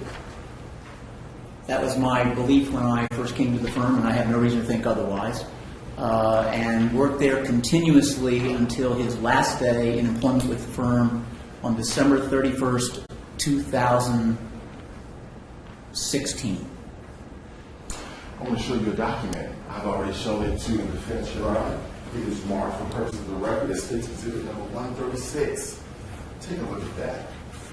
And can you tell the jurors, do you recognize and can you identify that? Well, it purports to be a letter from Tex McIver, actually Claude L. McIver III, addressed to Mr. I. Walter Fisher, whom I know to have been the founder and longtime managing partner of our law firm. It's dated August 4th, 1972, and it is a letter confirming Tex's acceptance of an offer of employment with the firm. I will tender 136, Judge. Ahead. No objection.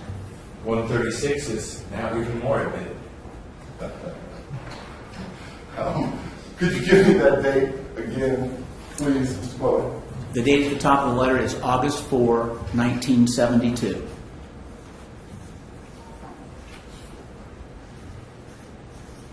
And does the letter talk about the proposed starting salary? It does. The letter says, Tex says, I accept your employment offer with a starting salary of $15,000 per year.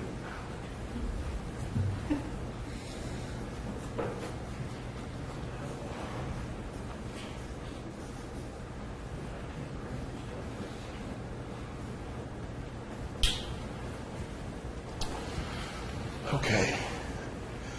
Now,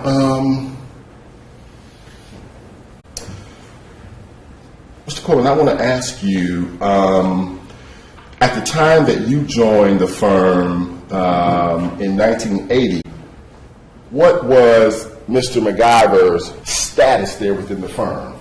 You understand where I'm going with my question? I do. Okay. In those days, we said he was a partner of the firm, which meant he was a co-owner of the law firm with the firm's other partners. The nomenclature has changed as the years have gone by, but that's what it was then. Okay. And can you tell the jurors, we just spoke to Mr. Nations. He, like you, been waiting all day. I really appreciate it. Can you tell the jurors the phrase we have heard, equity partner, what does that mean? Until, I might not have the year right about this, but until around 2007 or 2008, if you were a partner of our firm at all, then you were a fellow owner of the law firm. You had earned an equity interest in the law firm. And that was the only kind of partner there was. But starting, I believe, I could be off a year or so, but I believe around 2008, our law firm decided that there could be two kinds of partners in the firm. One referred to as an equity partner, which meant a fellow owner of the law firm, and another kind of partner called an income partner, which meant still holding the rank of partner, but no longer having an ownership interest in the firm. And can you tell the jury, when was the last official date that the defendant would have worked for Fisher Phillips? In any capacity. In any capacity. December 31st, 2016.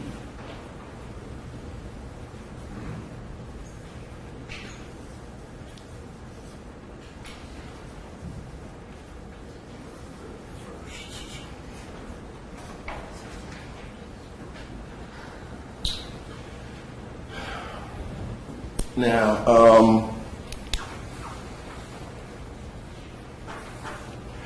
can you tell the jurors, from 1980, when you joined the firm and knew Mr. McIver as a partner, did you know that status to change such that you became an equity partner? No, anybody who was a partner of the firm in the old sense, which meant you were an owner of the firm, just simply became referred to when we launched that second form of partnership. Then anybody who was at that time a partner of the firm automatically became an equity partner of the firm. It was just simply a title change. Okay. So can you tell the jurors, did the defendant's status as an equity partner change during your tenure? It did. And can you tell the jurors, when did that occur? I could be off by a year, but I believe he remained an equity partner of the firm through the calendar year of 2013. And again, if I'm off a year, I apologize for that, but that's what I'm thinking right now. 2013. So December 31st, 2013. Through the completion of that year, I believe, if I'm right about the year. Okay. And can you explain to the jurors, why did that occur? It often happens in the career of one of our partners, as they advance in the number of years of practice and age, that their performance begins to diminish in relation to the performance standards that we have for equity partners of the firm. And when we see that happening, we typically will have a conversation with that equity partner at the time to say, it appears that your performance is diminishing and it's not going to return. This appears to be a steady diminishing level of performance. So at that time, we will ask the partner if the partner would agree to relinquish the status of equity partner to become an income partner of the firm, which would mean giving up their ownership interest in the firm, receiving their return of capital, because as an owner you have a capital stake in the law firm, and then going on a salary. And typically that it is a reduction of compensation that goes with that, and a set of reduced performance standards.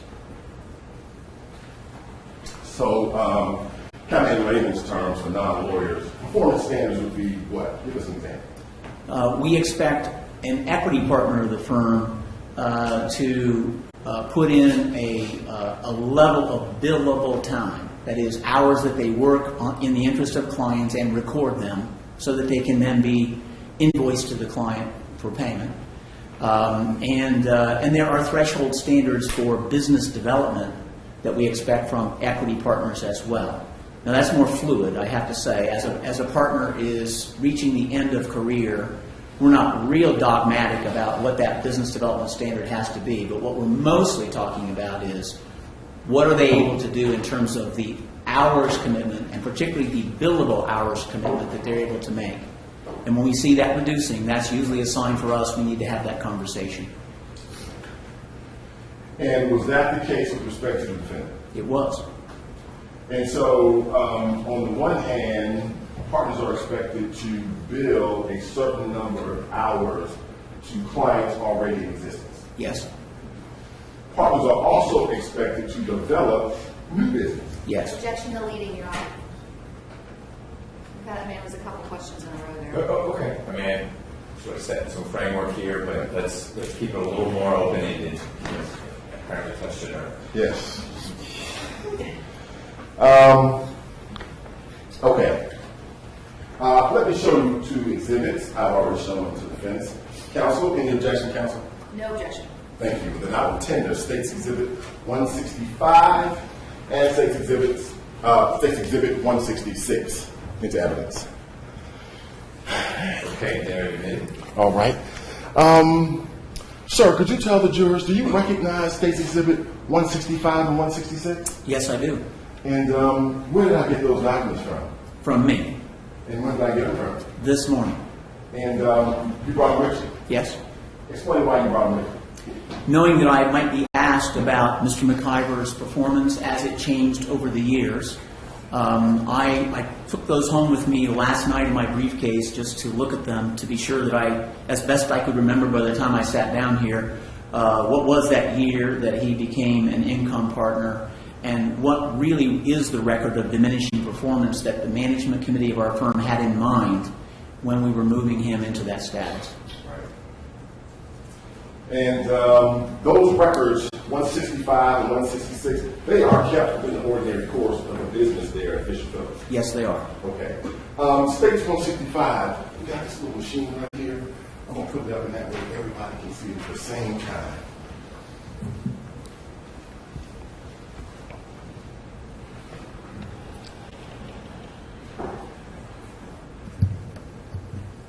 I've kind of zoomed out just so we can give a little perspective to the jurors and just tell them, generally speaking, Mr. Quillen, what are we looking at?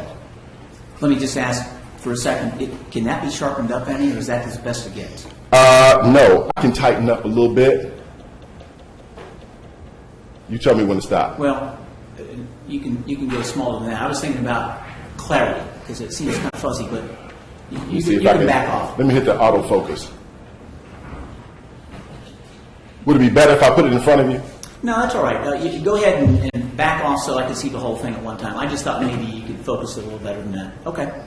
Well, you know, this is the government. And I mean that jokingly. Okay. I'm going to do this. See what I can do. I have a copy. Oh, thank you. That helps. Okay, overall, can you tell the jurors what are we looking at? For every single lawyer in our firm, when we get to the end of the so-called performance year, which for us ends on September 30th of each year, our finance department, which is now headed by Mr. Nations, whom you saw, our finance department produces for our management committee the 3-year performance record for each lawyer. And so this exhibit 165 shows Mr. McIver's 3-year performance record as we were starting the process there to review performance and make decisions about compensation for the following calendar year. Okay. And so help the jurors understand is what the partner, his ability to perform in 1 year, does it reflect on his compensation the next year? Well, on a rolling 3-year basis, so we don't make a lot of salary decisions based upon a 1-year performance, but based upon the rolling 3-year record, we do. Okay. So let's see.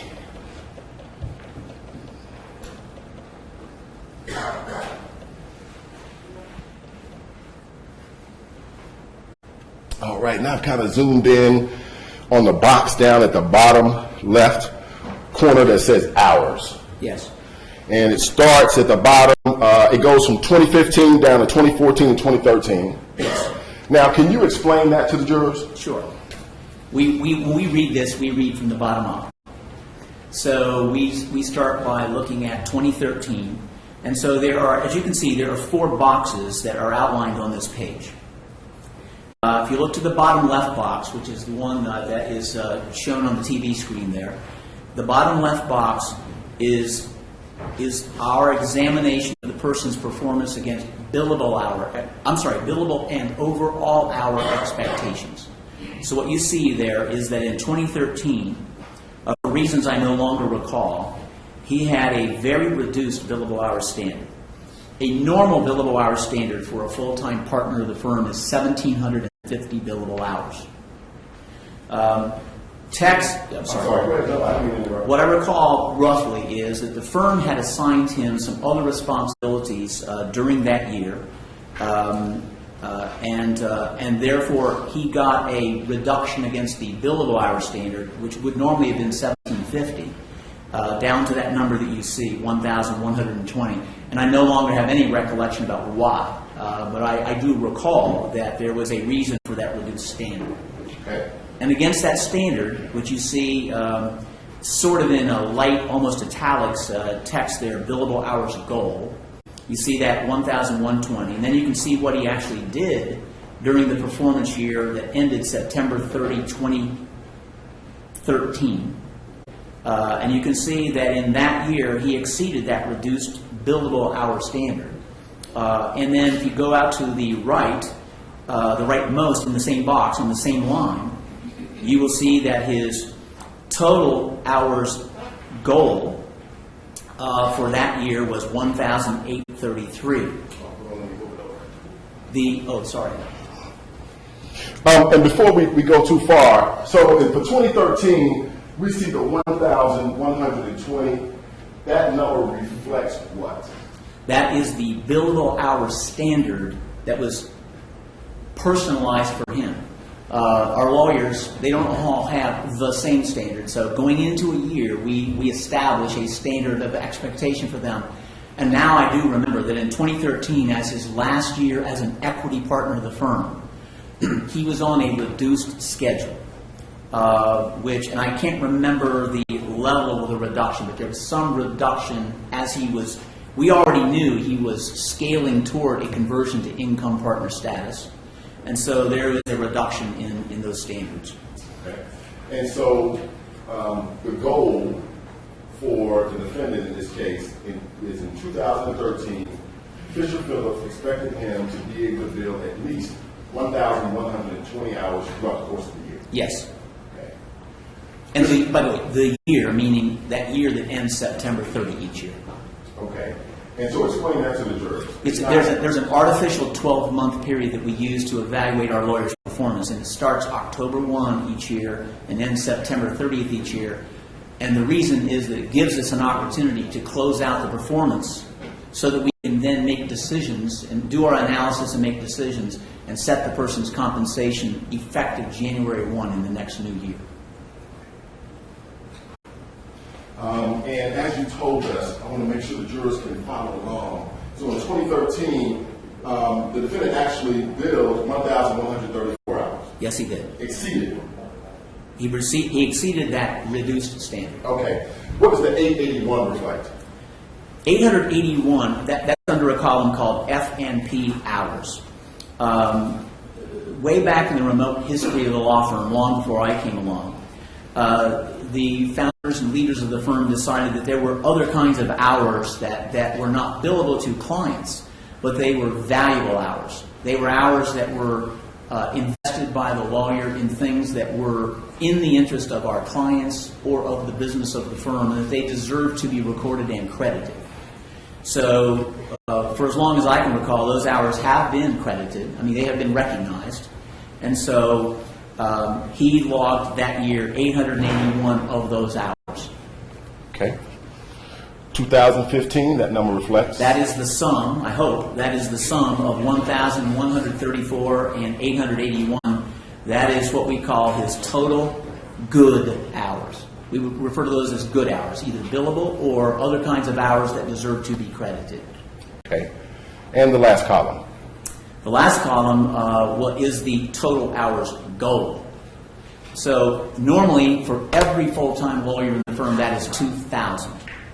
And that is my clue to see that as 1833. Because he had a reduced standard, then he must have been, in his last year as an equity partner, we had given him a reduction against normal standards, which again is a very normal thing for us to do. Okay.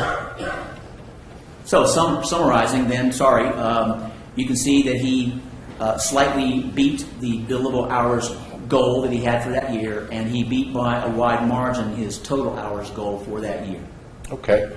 So January 1, 2014, the defendant becomes an income partner. Yes. Okay. Take us through how he did that year. And again, we're just focusing on hours right now. Right. Okay.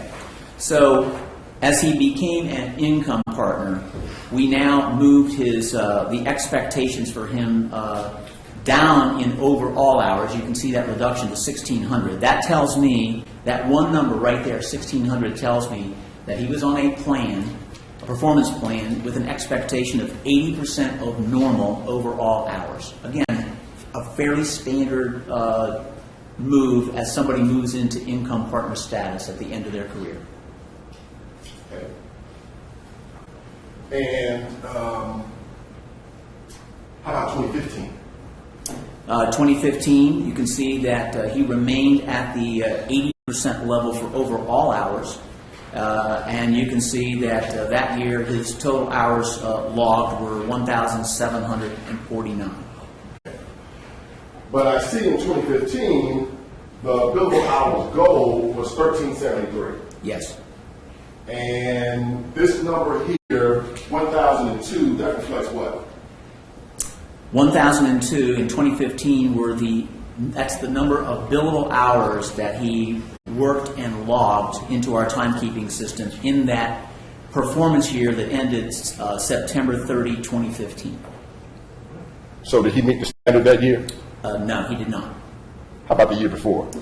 The year before, he also missed the standard by a wide margin. His billable hour expectation that year was, in 2014 that is, was 1,320, and he worked and logged 1,061 billable hours that year, missing that standard by whatever that difference is.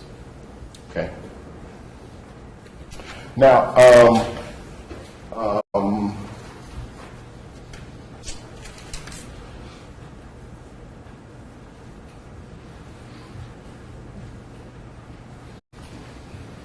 should we go to 166 now? Talk about, yes. Unless you want to talk about the business development part of this piece of paper. Yes, can you summarize that for the jurors, the business development part? Sure, I'm sorry. sure. So partners of the firm also have tailored, that is personalized, business development goals as well. So to be a partner of the firm, not only an equity partner, but even many or most of our income partners, we set for them an expectation of the dollars that the firm will receive in payments from clients, in payment for services that the firm has rendered. And the clients he's getting credit for, or any lawyer is getting credit for, are clients that he originated to the firm. That is, he was the reason the client came to our firm.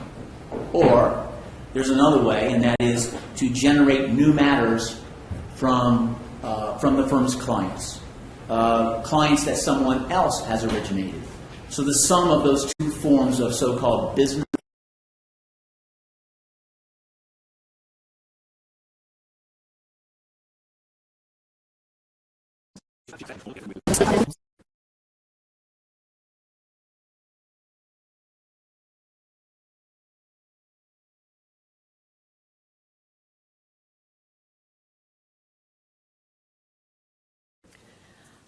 I asked.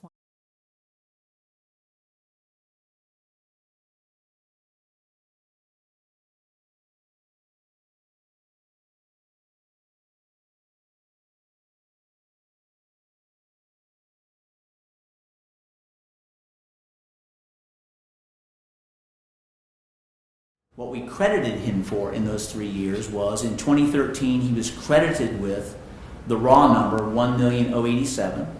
In 2014, the dollars he brought into the firm were deemed by our financial department to be highly profitable, and therefore they were grossed up in our treatment to $1.3 million plus.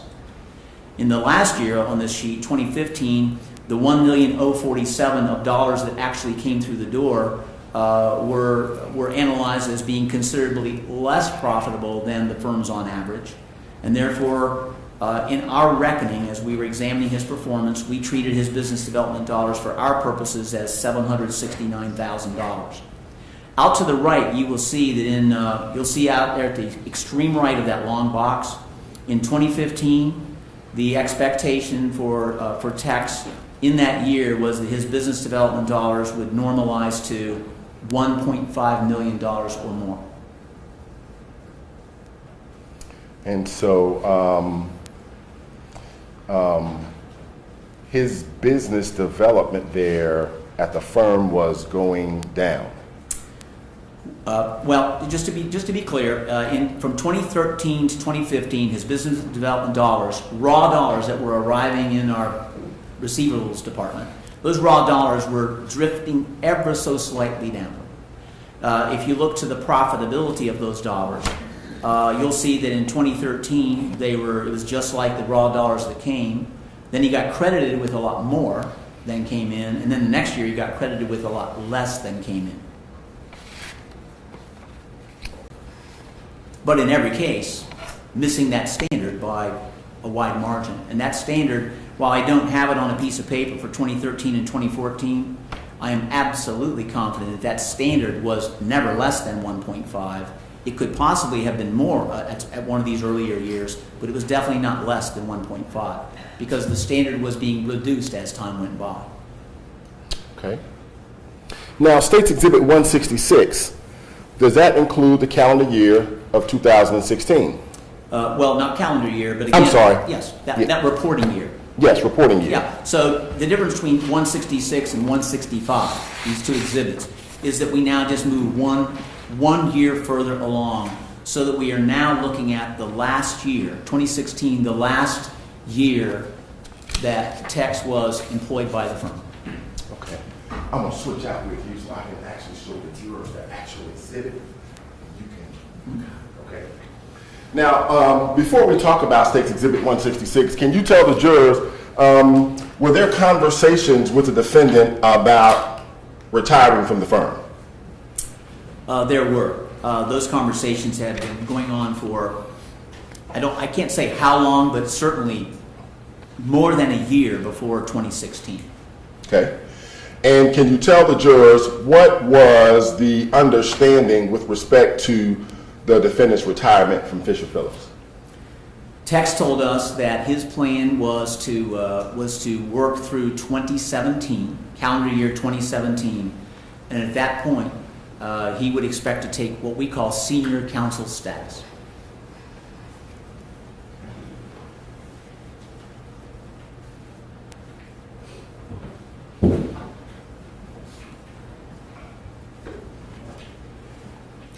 Senior counsel status.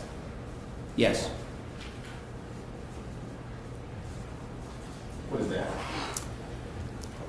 For lawyers who have been with the firm for a long time, and typically they've been an equity partner, now they've gone through a reduced period as an income partner with reduced compensation, eventually the time will come when we move those people off salary status and out of the title partner, and they go on to a performance plan, a compensation plan that is entirely contingent upon what they're able to accomplish, either in dollars generated by their own billable time as an attorney or dollars that they generate through originating business for the law firm.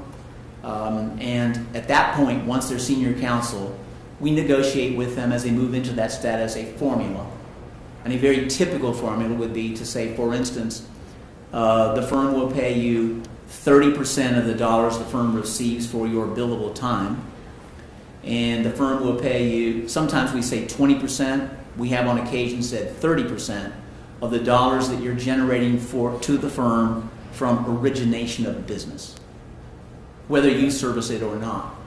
And if somebody originates it and services the business, they can get both, the 30% plus the either 20 or 30%. Okay. So you discussed with the defendant that, hey, in 2017, you're going to take senior counsel status, and if he originates business to the firm, give you a number, $100,000. Well, not quite. You said 2017. So the plan 2017. The plan was that 2017 would be his last year as an income partner, and then at the end of 2017, he would then lay down that status and become a senior counsel. So really, it's 2018 then. 2018 would have been Okay. his first year as a senior counsel. Okay. Thank you for correcting me on that. So, the second hypothetical. Originate some business there at Fisher Phillips, say billables $100,000.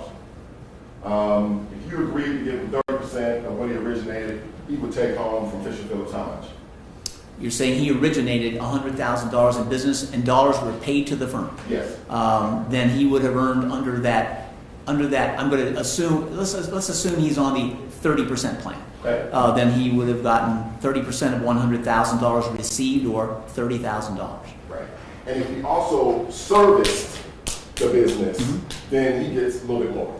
Yeah, so depending upon the deal that we struck with him as an individual, he might have gotten either 20 or 30% or something in between of that $100,000, and so it would be an additional $20,000 to $30,000.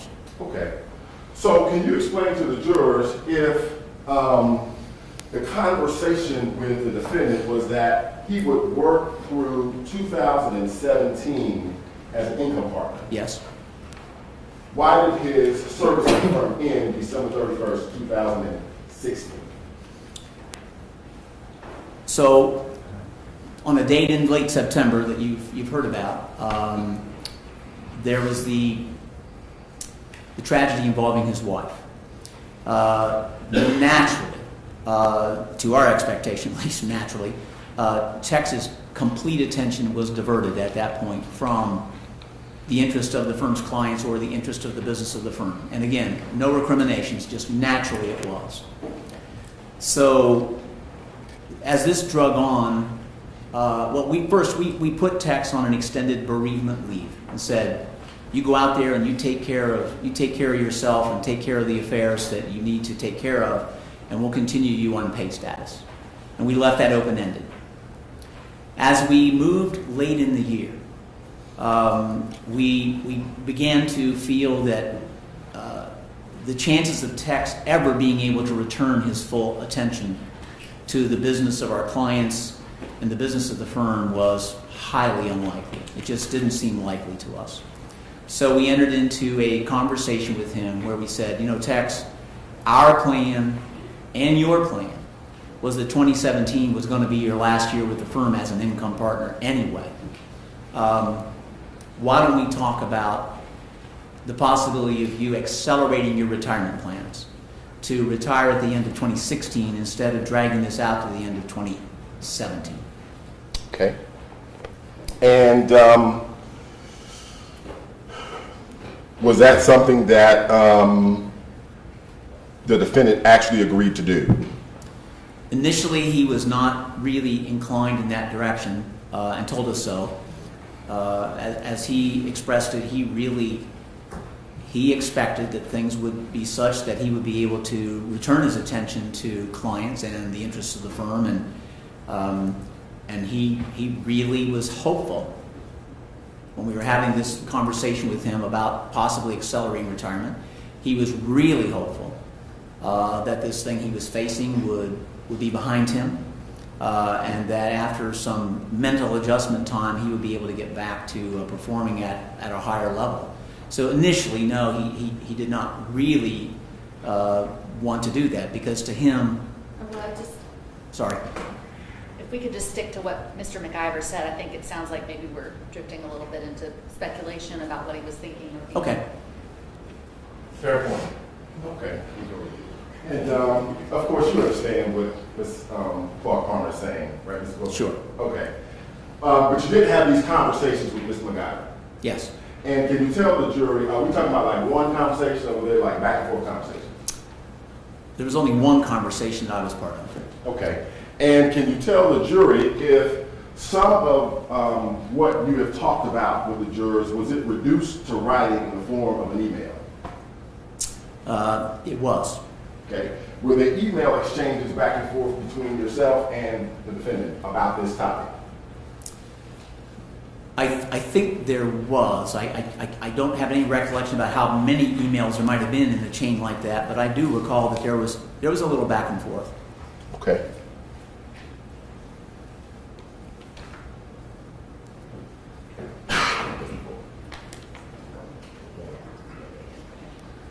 Any objection?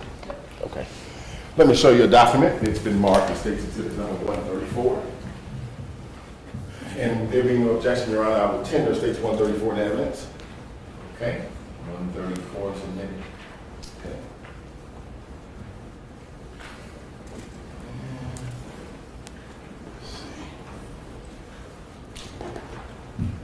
Stop Palmer. 134A. Yes. No objection?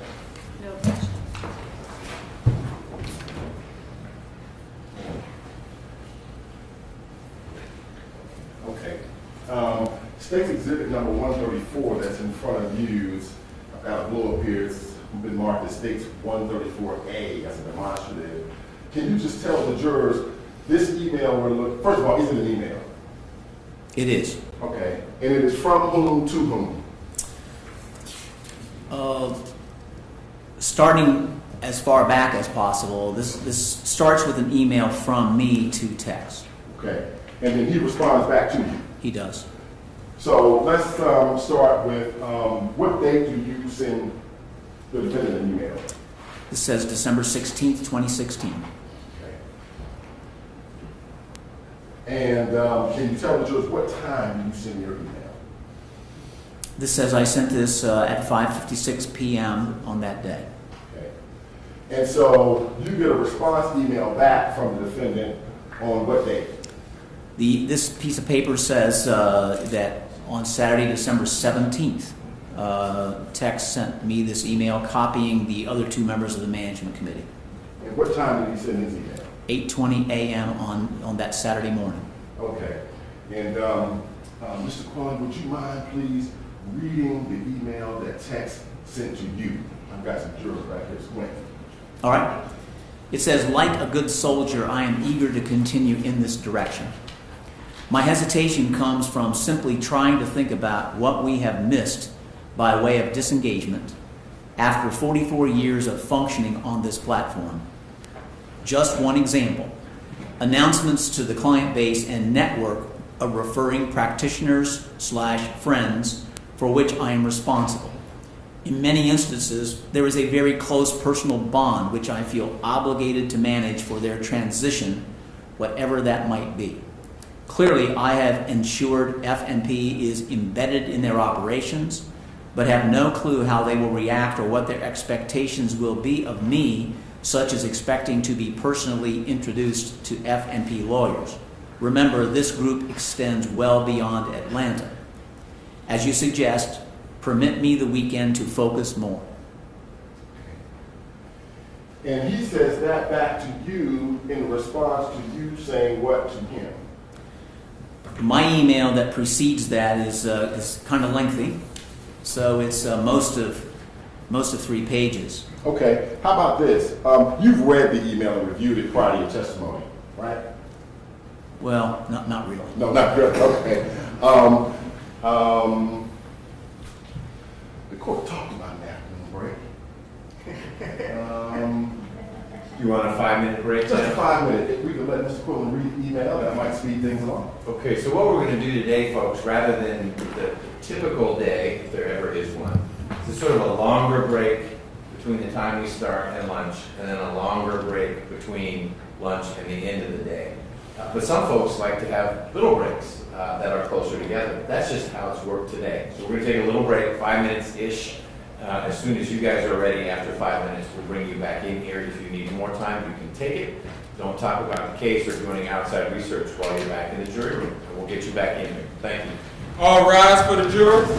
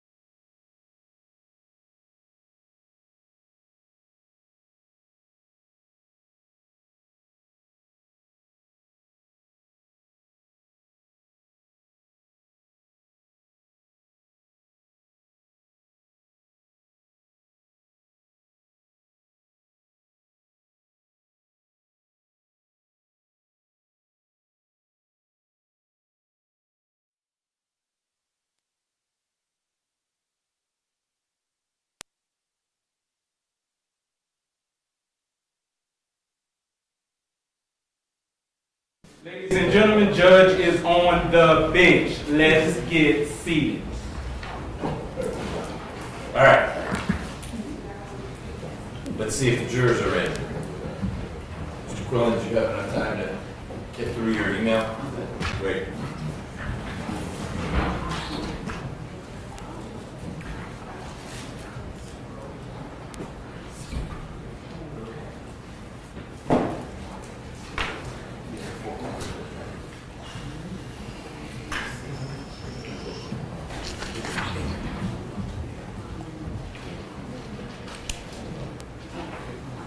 All rise for the jury.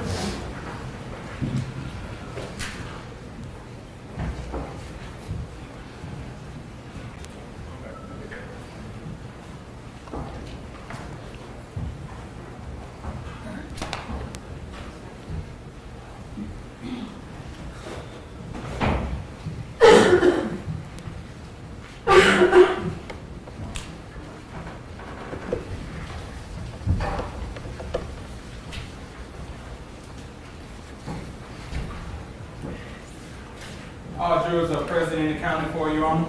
Okay, everyone else can be seated. Welcome back, ladies and gentlemen. We're going to pick up with the direct examination that maybe is wrapping up with Mr. Quillen. Whoop. Oh, Deputy Murphy. Yes, sir. Thank you, jurors. Hey, TMI. We just won't start. We'll wait. Deputy Murphy's going to do counting lessons during our evening. That's great, right? Yeah. Oh, we're losing another one. It's the bad flow.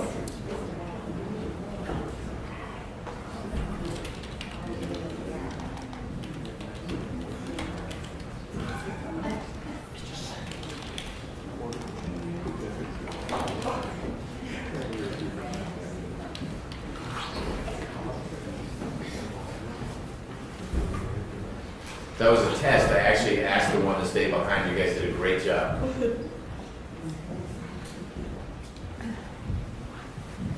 Now everyone is accounted for. Thank you, sir. All right.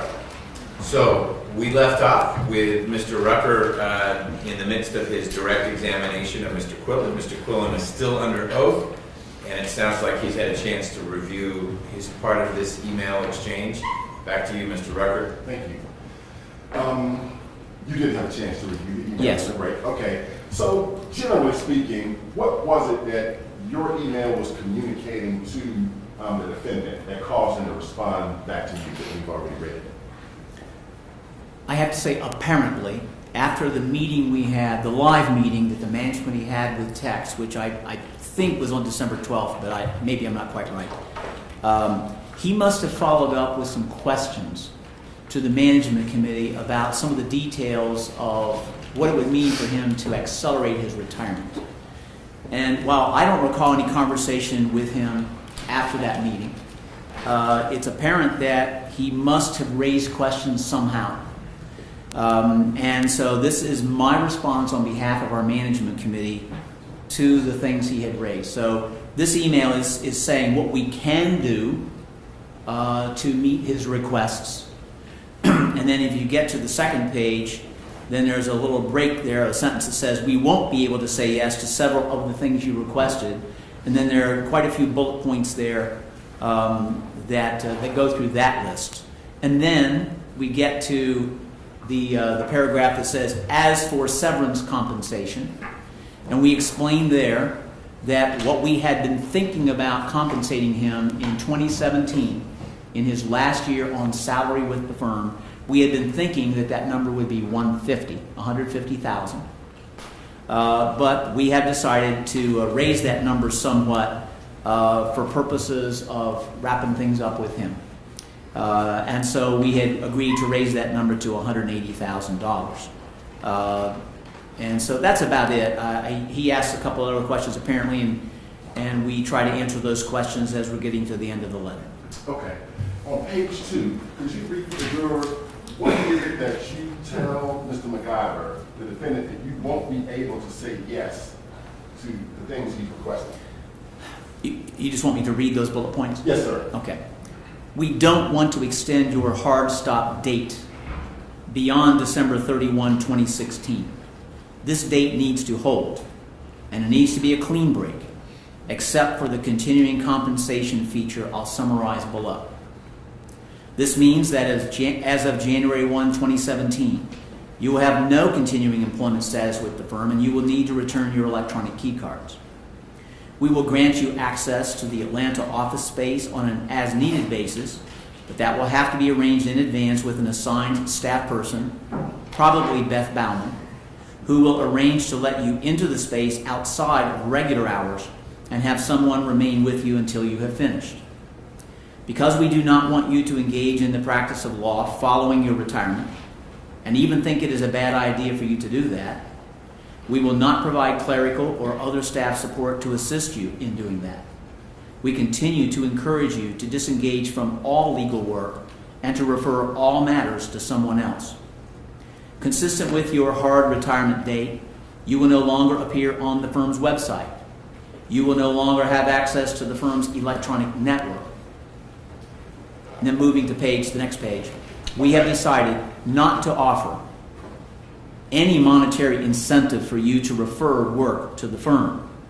Because we want your retirement to be a clean break, not only in reality, but also in the way people inside and outside the firm view it, we think it would be inconsistent to have you marketing on behalf of the firm, and we don't encourage you to do that. And that's the end of the bullet points, and then it does go on from there. And so, with that statement that you don't want the defendant to be marketing on behalf of the firm and don't encourage you to do it, this notion of a senior counsel status in your mind was what? Off the table. Off the table.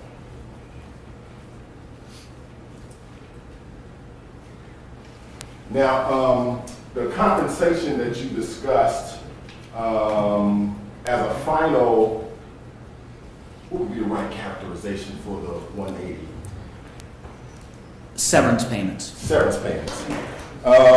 Can you tell the jury, did you actually, was a document actually drafted for the defendant's signature to, for that contract, for that severance payment? Yes. Let me show you status 135. Any objection, counsel? Right, no objection. I'll tender 135, judge in evidence. 135 is admitted. What is State's Exhibit 135? This is the document prepared by one of our lawyers in the firm and presented to Mr. McIver for his signature, and had he signed, it would have set the contractual terms for his resignation and separation from the firm. And the offer for severance was to the tune of $180,000. Yes. Based on his expected salary received for that upcoming year of $150,000. Yes.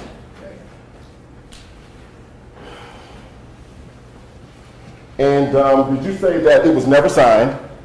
Correct. And so was that $180,000 payment ever paid to the defendant? No. And so in calendar year 2017, can you tell the jurors how much compensation did Fisher Phillips pay to the defendant? I believe it was none, unless there was some residual payment for some reason that slopped over from 2016.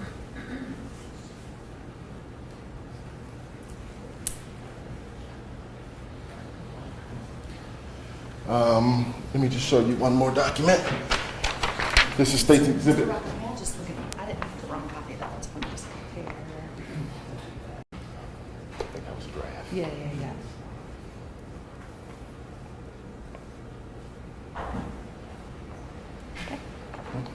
Any objection? No objection. Your Honor, I'm tendering State's Exhibit 133. It's admitted. Mr. Quillen, can you tell the jurors what is State's Exhibit 133? This is the retirement letter, the notice of his retirement that he sent to our management committee dated December 19th, 2016. Okay. And can you tell the jurors what is the date of the retirement letter for the defendant? It's December 19, 2016.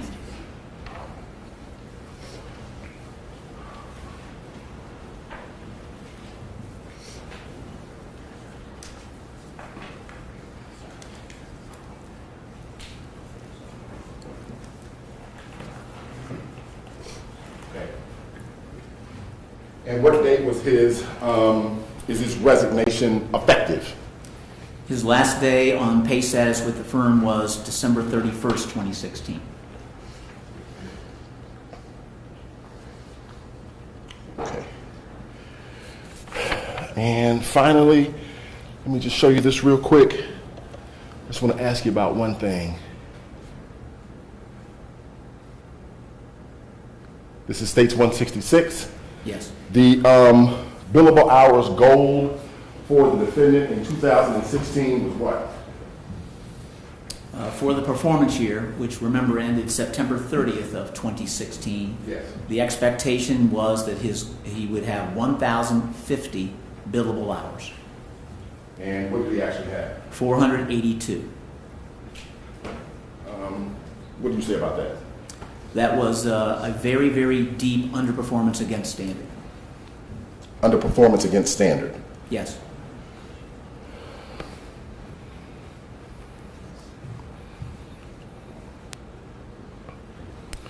And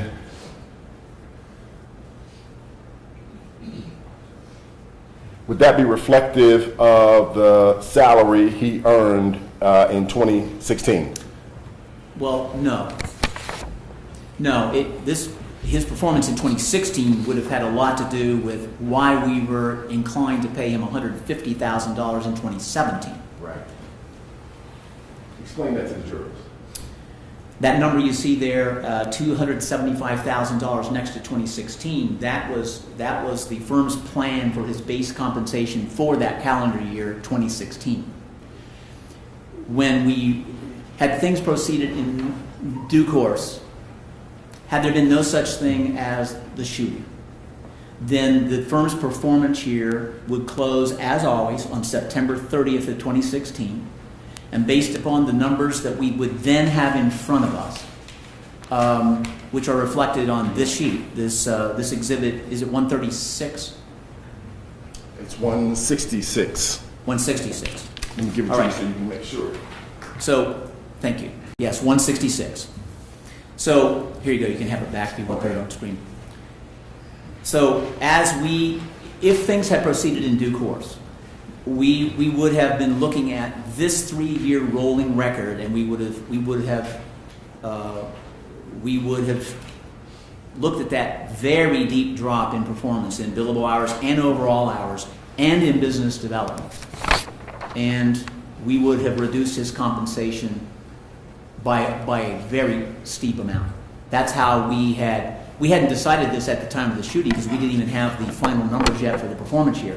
But once we had them, by the time we were talking to Tex in December, now 3 months later, we were telling him that our plan for your salary going into 2017, if everything had proceeded normally, we would have dropped you to 150.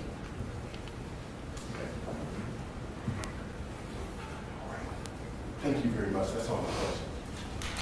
Mr. Clark Palmer, questions for Mr. Quillen? Yes, Your Honor.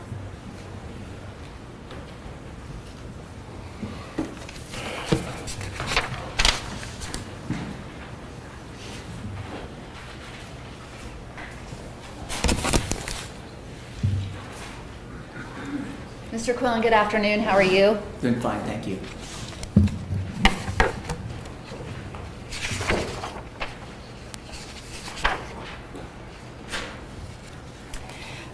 The law firm of Fisher and Phillips, I heard you say you had been there for your whole career, Yes, and you all represent employers yes, and defend employers in lawsuits and other things that they are facing. yes, Fisher and Phillips is not a plaintiff's law firm, correct? correct. You don't, if I slipped and fell right now and I wanted to sue the county, that's not the type of legal work that Fisher and Phillips handles. That's right. Okay.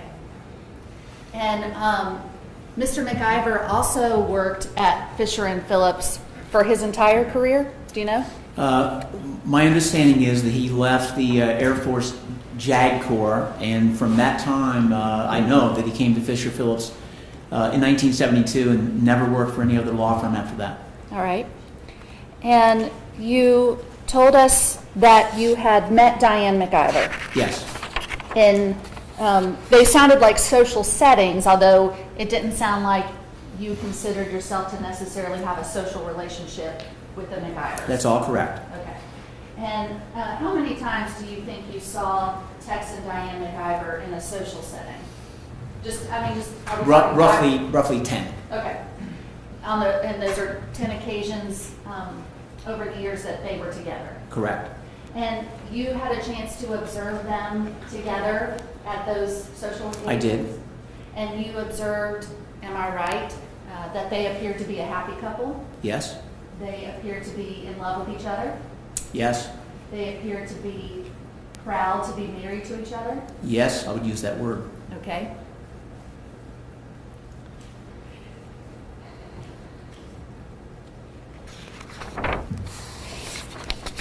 Do you know how old Mr. McIver is? I believe he's 75. In 2018, correct? We're in 2018 right now. I believe his birthday is late in December each year, and I think he turned 75 in December, I think. Okay. So in 2013, he would have been 70 or in his early 70s? If we can do That's some math. right, yep. All right. And you told us about how in 2013, and before that, he was an equity partner. Yes. And you explained to us what equity partner meant. And we talked about the transition to income partner.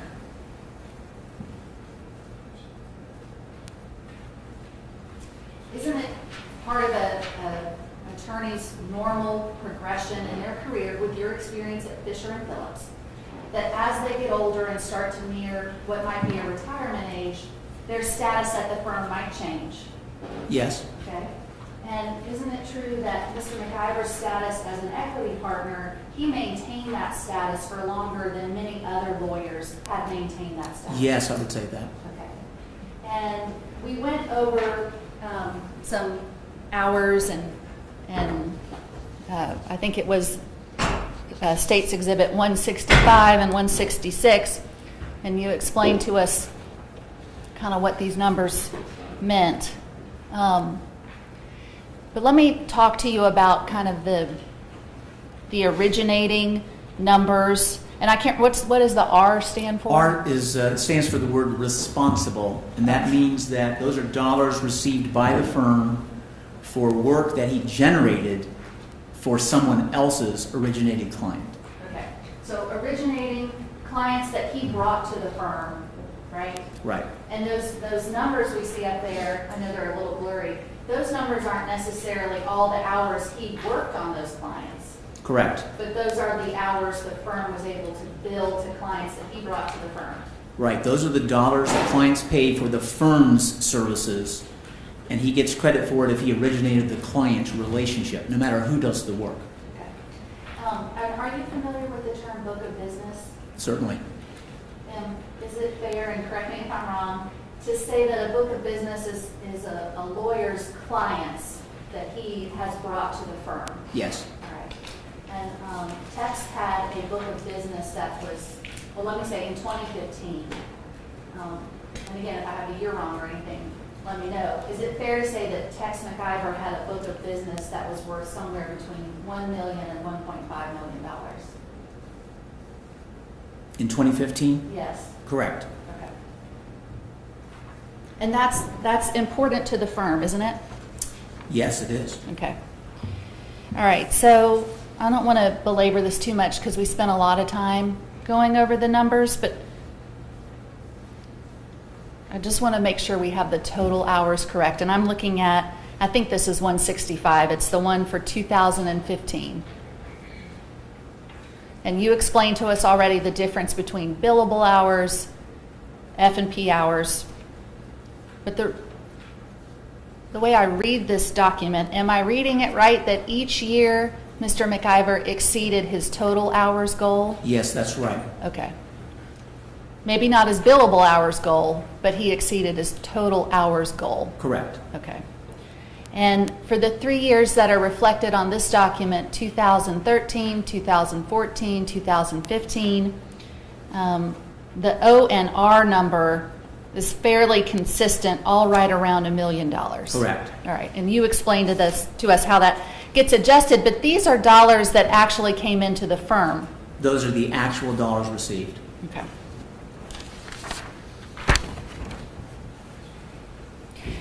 All right. So, am I correct? Oh, well, let me back up too. I asked you about, book of business and what that meant. There's also such a thing as client loyalty and whether clients will keep their work with your firm or if they'll go to other firms. Correct. And Mr. McIver had clients who were loyal to him and loyal to your firm. That is correct. Okay. In 2013, that's when you told us there was a conversation about changing his status from equity partner to income partner? Was it in 2013 or before that?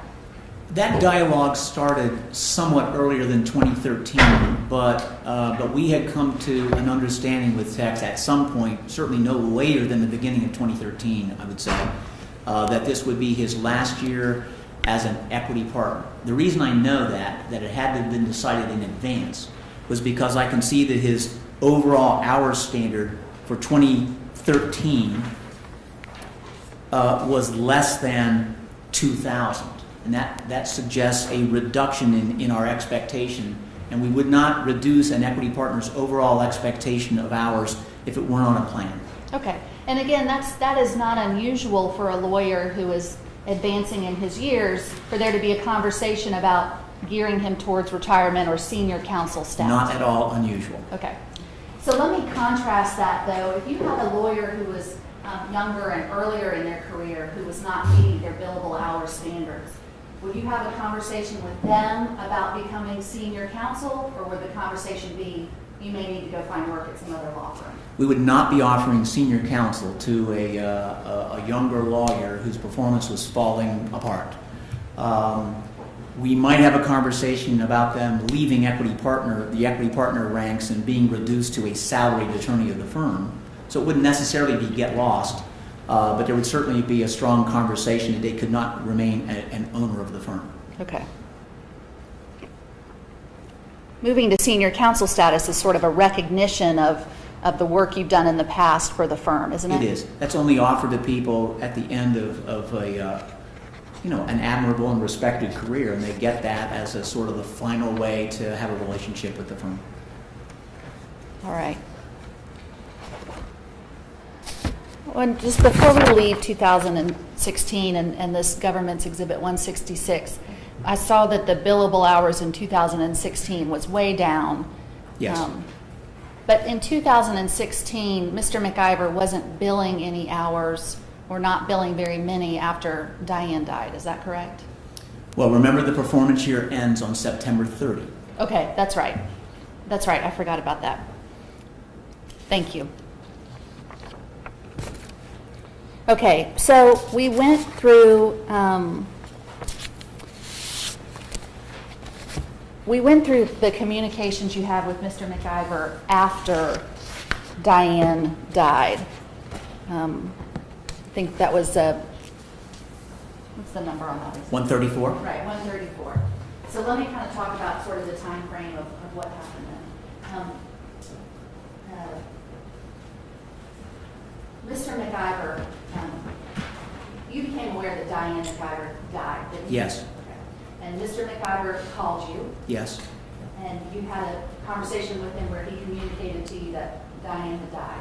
Yes. And in that conversation, was he crying? He was very emotional. His voice was real choked up. He had a little trouble talking. Okay. Was it a brief conversation? It was brief. Okay. And that was close in time to when Diane died? Well, as I recall, now that I've actually seen the phone record, that phone call occurred in the afternoon of the day following the events of that night. So the very next day, but in the afternoon. All right. And also, you know who Bill Crane is, don't you? I do. All right. And you know that Bill Crane does public relations work. Yes. And was Bill Crane was never employed by Fisher and Phillips to do PR work, was he? Not that I'm aware of. I was made aware that he, on his website, had a reference to our law firm as a client, which was news to me, but I'm not aware of him performing public relations work for our law firm. So to your knowledge, Fisher and Phillips at any time never hired Bill Crane? Not that I know of. Okay. After Diane died, you became aware that Bill Crane's website had Fisher and Phillips listed as a client. Yes. And the firm told Bill Crane in strong and very certain terms he needed to remove the Fisher and Phillips name from his website. Yes. All right. In fact, you all were prepared to take legal action against him if he didn't comply with that demand. We probably would have. Okay. Being a law firm, right? Right. Okay.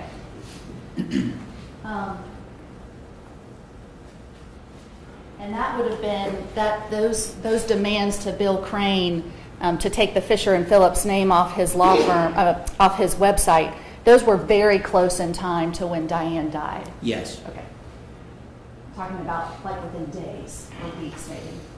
Well, I would tie it to whenever Mr. Crane decided to go to the newspapers to tell the story. I sometime shortly after that. Okay. So then, now let me move forward and talk about Government's 134, which is this letter or this email that's dated in December, some 3 months Yes. after Diane has died, right? Yes. And there's a little bit of negotiation going on between the firm and Mr. McIver. Yes. One thing that lawyers do, or one thing that you do as a lawyer is negotiate, don't you? Yes. Okay. And the need for these kind of negotiations and discussions about Mr. McIver leaving the firm all came about because of everything that surrounded Diane's death, right? In other words, let me say, you likely wouldn't have been having these types of communications if Mr. McIver had taken his senior counsel status as planned. Correct. This was not part of the plan for him to take senior counsel status that you all had talked about before. No. Well, it was the plan. Had there been no death of Diane, the plan was that 2017 would have been Tex's last year as a regularly employed income partner of the firm, at which time we would have expected him to become senior counsel. And just to make sure this is clear, because I'm not certain if we talked about it before, the plan and the talk about, if I use the word retiring, is that okay to use that kind of synonymously with taking senior counsel status, or do you think it's different? It may be slightly different for this reason. When someone becomes senior counsel, they are in charge of their complete destiny. They can do anything they want. They can do something, they can do nothing. Many lawyers go off into senior counsel status and do nothing, and therefore they receive no contingent compensation on that formula I was telling you about earlier. But some lawyers do.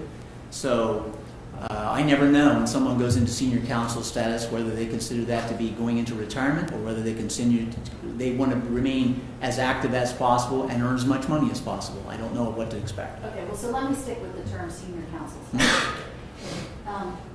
The decision was reached, or the agreement was reached, that Tex was going to take senior counsel status sometime back in 2016. Mm-hmm. Okay. I'm sorry, you have to say yes or no. Oh, I'm sorry. So I'm not sure. I can't really say 2016. There was a timetable that Tex had in mind that 2017 would be his last year as an active income partner of the firm, and he then expected, I know he expected to move to senior counsel status moving into 2018. Okay. I don't know when that conversation occurred, but I know that it was a shared plan. And that plan, when that came about, it was occurring at the same time that there was another lawyer at the firm who was planning to retire or move to senior counsel? Yes. Who was that other? Tom Rebel. Okay. And Tom Rebel and Mr. McIver knew each other. Yes. And in fact, Mr. McIver had sort of mentored, is that a fair word to use? That's correct. Mr. Rebel. And so they kind of came to an agreement at the same time, maybe not together, but sort of at the same time, they both came to an agreement with the firm that they were going to take senior counsel status. Yes. All right.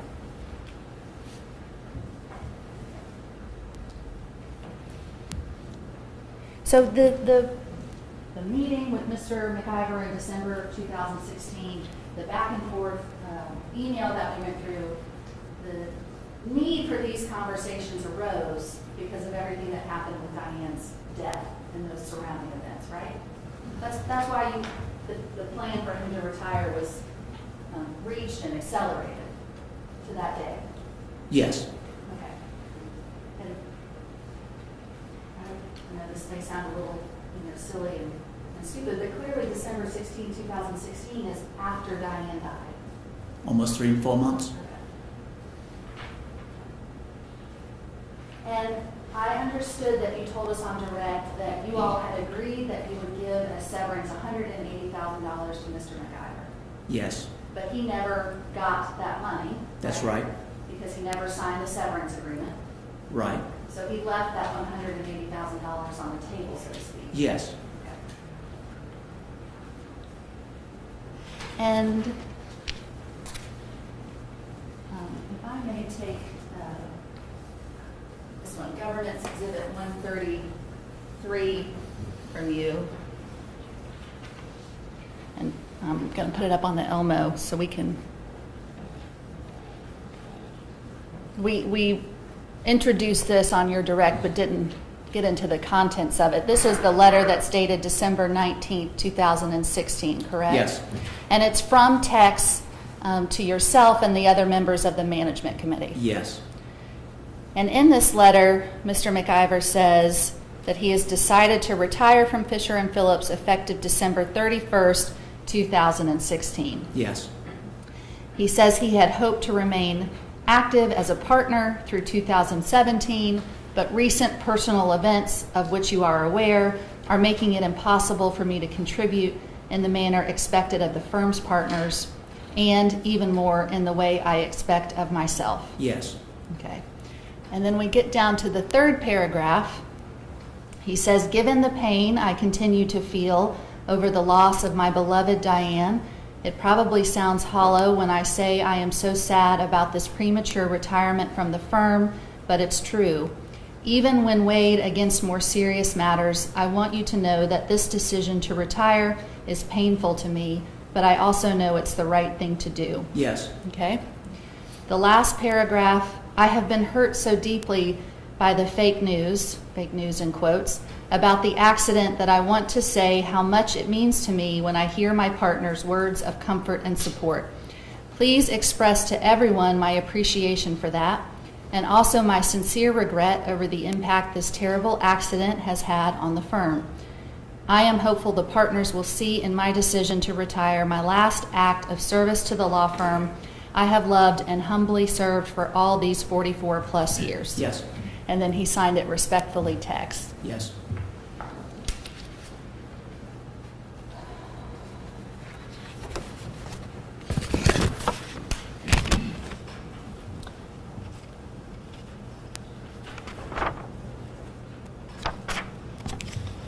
All right. Thank you, Mr. Quillen. Those are all my questions. Mr. Rocker, any redirect? Very briefly. Mr. Quillen, can you tell the jurors what's the amount you earn as senior counsel? It's entirely contingent upon your performance. And so as I was saying earlier, it's a negotiated plan, but typically it's 30% of the amount of originations that you generate for the firm, plus a percentage of the dollars received to the firm, by the firm, for work you actually performed as a lawyer. And it can be a double dip. It can be that you originate the work and service the work. Okay. Can you tell the jurors what type of work was done by the defendant? What type of work did he do? Yes. So Tex had a a practice that consisted very heavily of consulting with clients in their labor and employment needs. So at this stage of his career, he was really not doing litigation. Most of his work was helping clients think through their employment-related business problems and either plan to avoid problems or help them to address those problems if they arose. Give us an example of one of his clients, who it would be. You mean the name of the client? I'd rather not do that. Necessarily the name, but if you could just kind of give us a context. So let's say he might have a client that was involved in manufacturing something. Okay, so he would represent the company. Yeah, our law firm represents companies, employers. Okay, in litigation against whom? We almost exclusively are defending our clients against litigation brought by plaintiffs because of some allegation of something that went wrong for them in the workplace.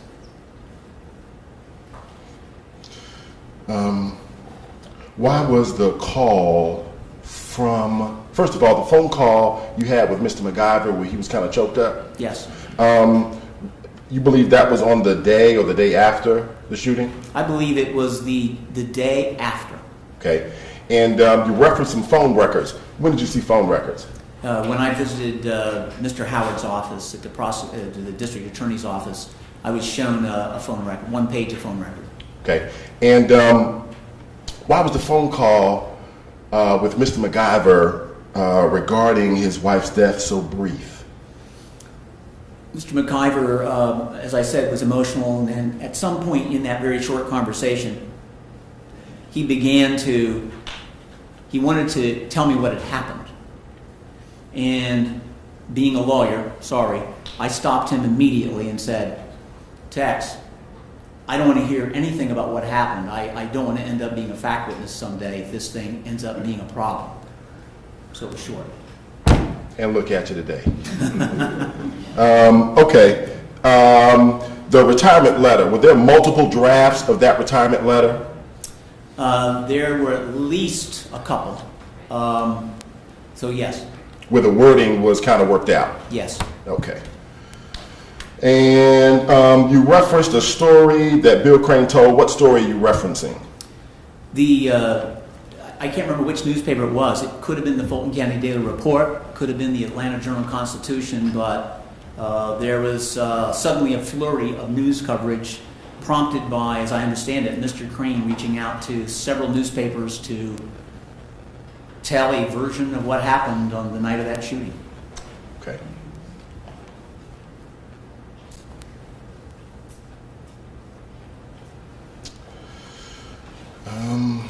Okay. Thank you. That's all my questions. Okay. Any questions from the jurors for Mr. Quill? Oh, yep. Deputy Murphy. I have one. What happened to the and? Fisher and Phillips, you guys jettisoned the word? The legal name of our law firm has not changed. It is Fisher and Phillips LLP. And we operate in very, very many locations around the country. We're in more than 30 cities. And we've registered in our states of practice as Fisher and Phillips LLP. We made a decision just a couple of years ago to rebrand the law firm, to choose a different color scheme, to choose a different brand name, and so we chose to drop the ampersand to go with Fisher Phillips. But we chose not to go to 25 states around the country and refile everywhere as a new legal entity, so we've kept the official legal name, but we are now known as Fisher Phillips. Thank you, that was very thorough.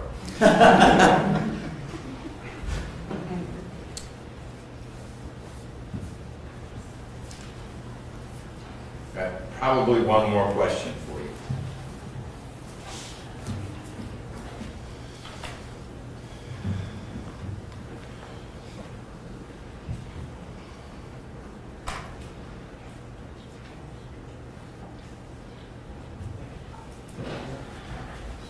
Okay.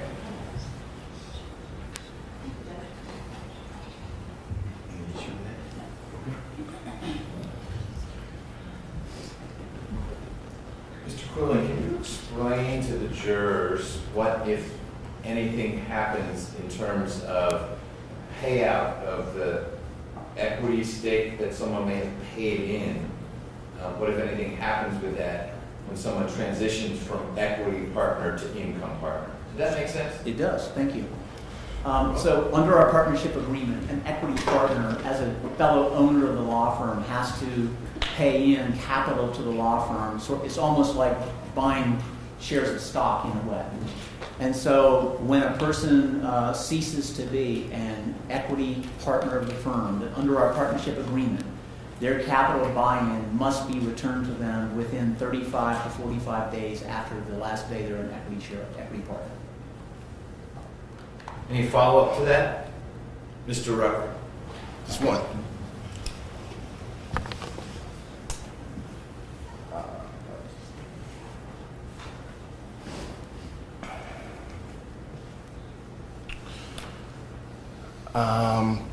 This is States 132. It's already been admitted. You're familiar with this document, are you not, Mr. Quillen? Well, I think I saw it up here on the board maybe. Yes. Yes, but I don't think I've seen it otherwise. You haven't seen it otherwise. Okay.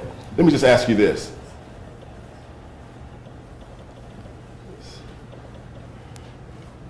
First of all, in 2013, we see, and these are records for Mr. McIver, produced by Mr. Nations. All right.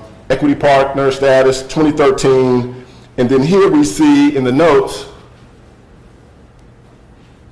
that he received an additional payment of $7,643 for return of capital. Yes, That's what you're talking about? I think so. Okay. And then again just so you can see, now in 2014, he is income, 2014, compensation, and in the note, Yes, an additional payment of $47,493 for return of capital was made. yes. That's what you're talking But about. let me clarify now, if you don't mind. Yes, sir.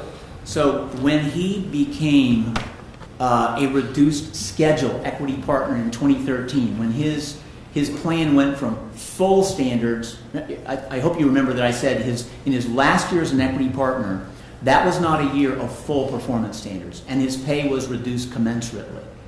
So when it was, under our partnership agreement, his obligation to have capital in the firm then goes down by some amount, a commensurate amount. So what you're seeing there in that smaller return of capital, it's reflecting that change of his capital requirement as he went from 100% equity partner to 80%. Then the following year, when he's no longer an equity partner at all, then in 2014, then he gets the big return, because that's the return of all the capital he still had at the firm. Okay. That number reflects the return of all his capital investment. Yes. Okay. Any follow-up? No, thank you, Rob. May Mr. Quillen step down? Yes. Thank you, sir. Thank you. We have time to start the next witness. Okay. Which we'll do. Yes. Thank you. The state calls Investigator Terry Jackson.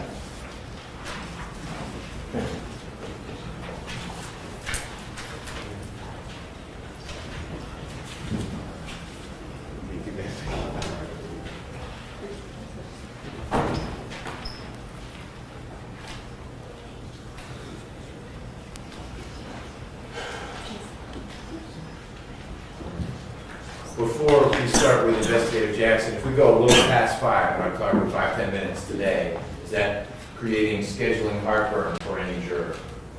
Okay. When we stop for the day, we'll talk more about the schedule going forward, but I want to make sure we weren't blowing past the deadline. Deputy Murphy. Raise your right hand. Do you swear and affirm that the testimony you should give in court today will be the truth, the whole truth, and nothing but the truth, so help me God? I do. Yes, ma'am. If you will, get as close to the mic as you can. For the purposes of the court's record, please state and spell your name. Terry Jackson, Terrijackson. Good afternoon. Good afternoon. Glad you stuck around all day. I'll try to be brief, although I don't think I can finish you this evening.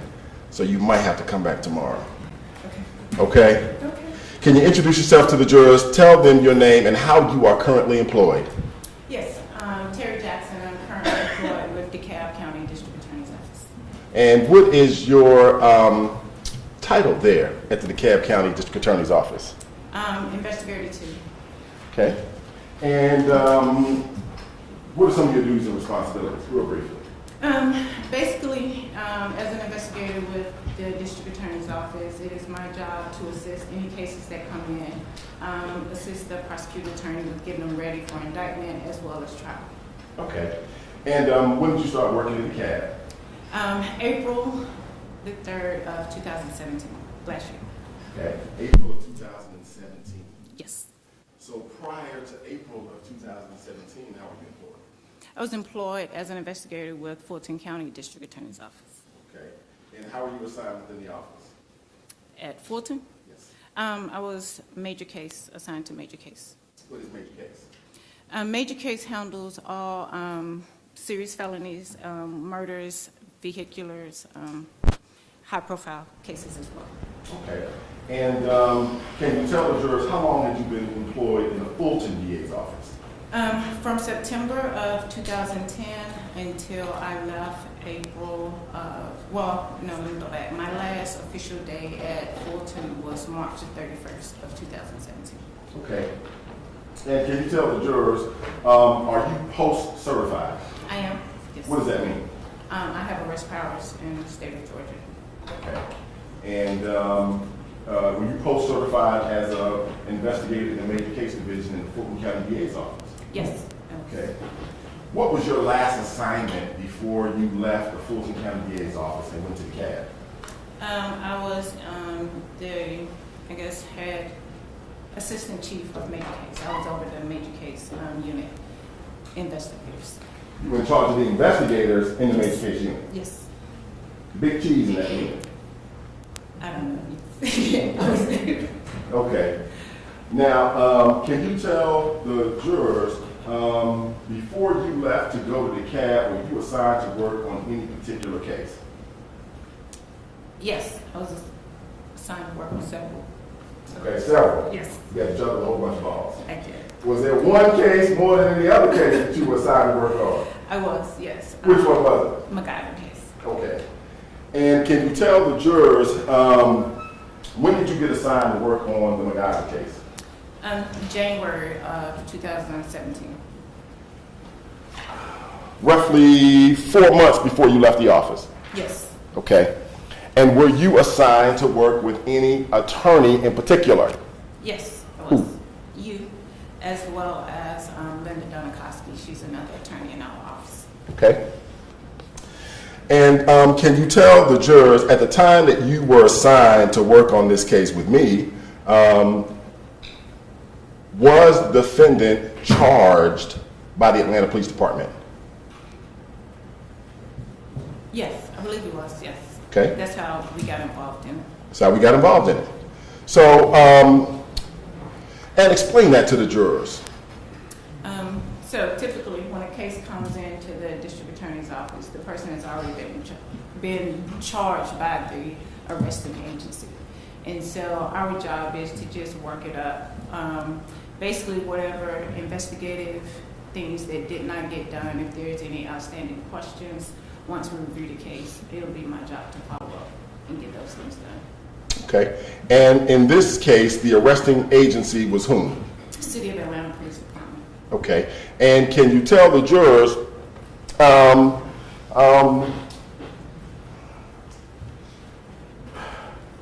when homicide cases are received in the major case division in the Fulton County DA's office, is there a decision made to just automatically charge the case right then?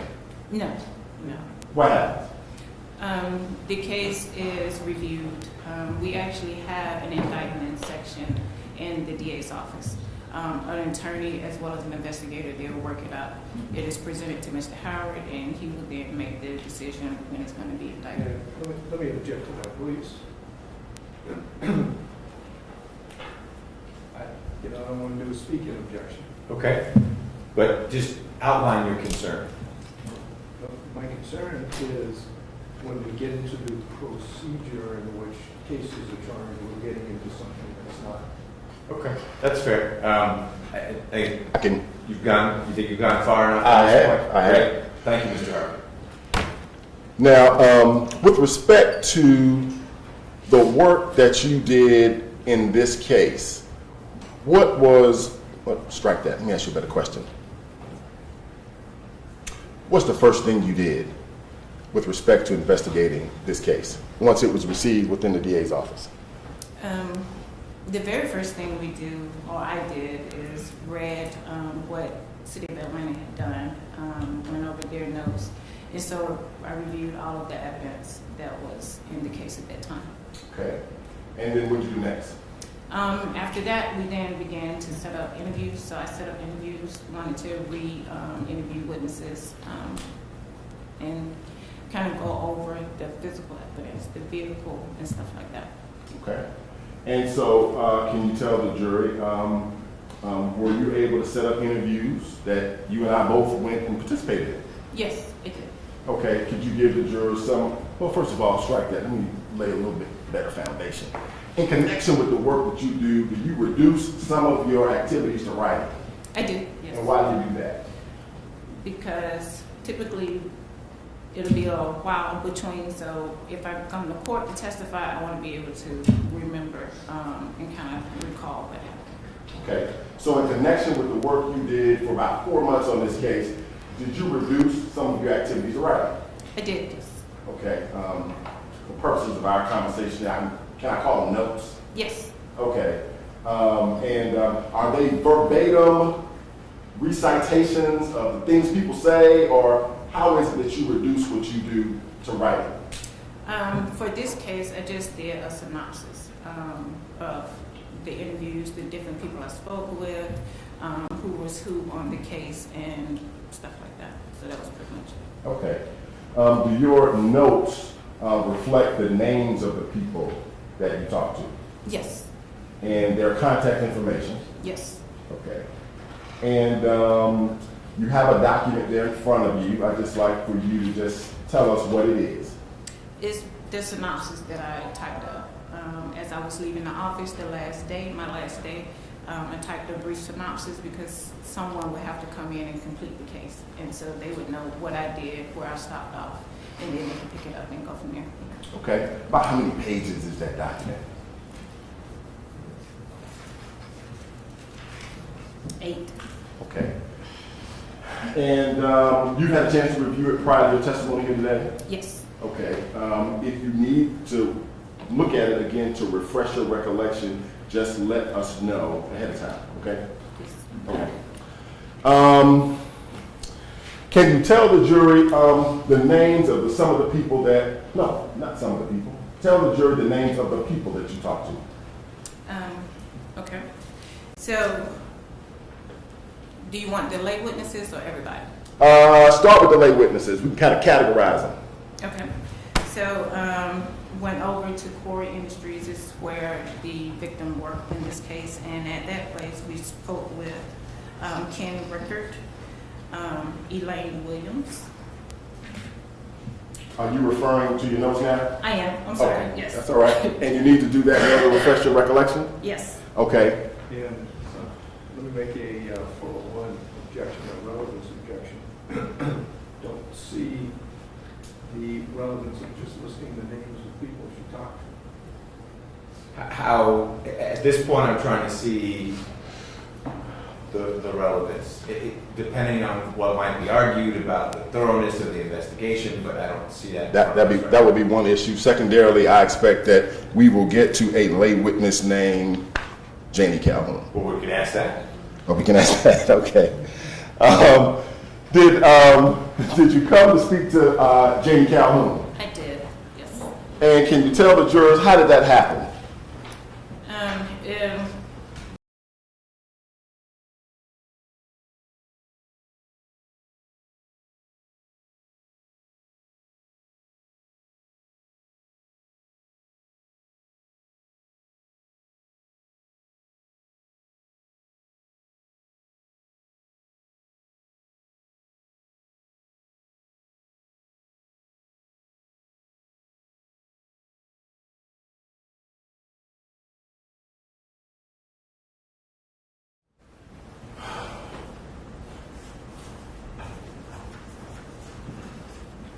Can you tell the jurors,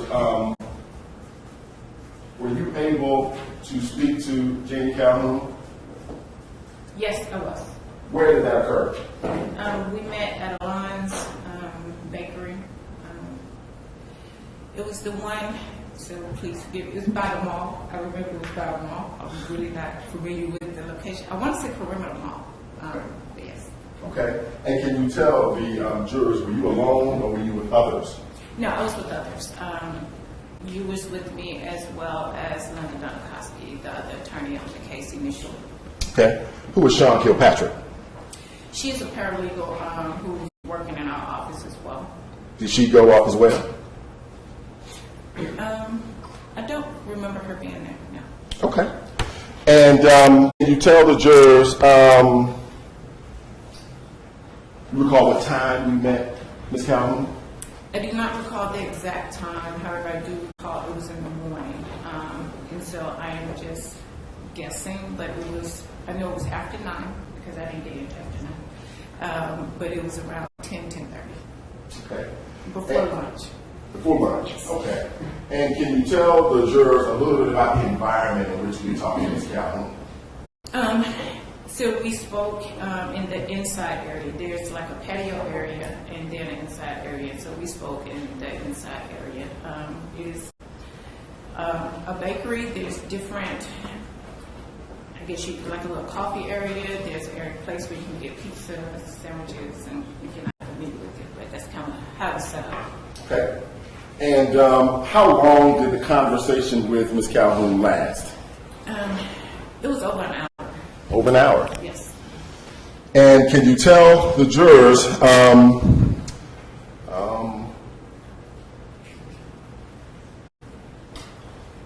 what was the subject matter that was discussed? So initially we wanted to try to get a little bit of background. She was very good friends, if not the victim's best friend. So kind of wanted to get a little bit victimology. How was the victim, the relationship between the victim and her husband, and then kind of what happened after the incident. How did she come to find out about it, and those type of things. Okay. And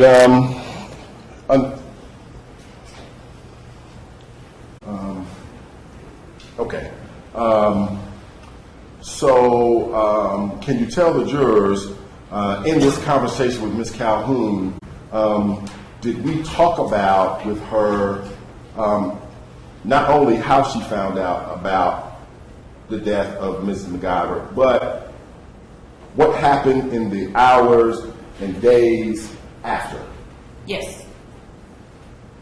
And specifically, did we talk to her about any conversations she would have had regarding cataloging or organizing Ms. McIver's personal items for sale? Yes. And can you tell the jurors what date or day did Janie Calhoun tell us she would have had those conversations regarding cataloging and organizing Ms. McIver's personal items for sale? She said that it was 2 or 3 days after the death, and that kind of stood out to her.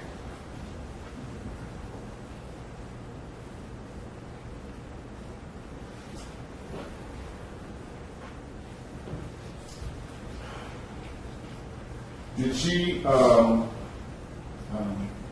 did we ask her how she felt about that? Not sure. Let me Stop for a second. Yes, sir. Let me get to the form of that question. Okay. Well, why don't you fully express your Yes, concern? I'm sorry. Go ahead. He's asking, the state is asking what he, being Mr. McIver, said. The witness is Ms. Calhoun. So it's not what Mr. McIver said, it's what Ms. Calhoun said. Okay, I heard a different question, but had a concern. But why don't you repeat your question, and then we'll see if there's an issue with that. Okay. Late in the day, let me test my memory, but I think my question was, did Ask Ms. the question you Calhoun... want to ask. You don't have to be a complete... Okay.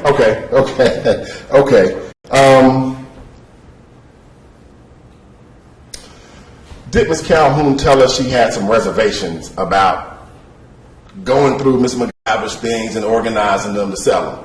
All right, stop it. Form of the question, that's, Okay, I mean, it's a leading question. sure. I believe what you had asked, did she tell you how she felt about that? Right. Mr. Harvey heard he rather than we, he had said we. Okay. But I agree with Mr. Harvey, a more open-ended question Right. is appropriate in this Right. setting. Did Ms. Calhoun tell us how she felt about being asked to catalog and organize Ms. McIver's things? If you recall. No, I don't recall. Okay. Okay. Let me see.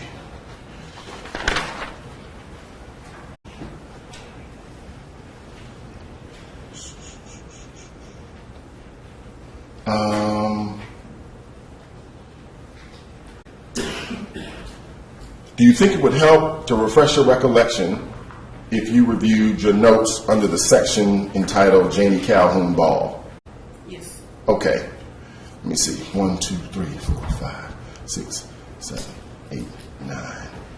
If you would go down 9 lines, I can direct you right to it. Just read that note that you wrote to yourself silently, and then I'm going to ask you a question.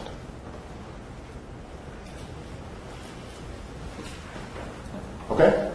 Now that you've had a chance to read over your notes, is your recollection refreshed about what Ms. Calhoun may have told you, how she felt about being asked to organize and categorize Ms. McIver's things?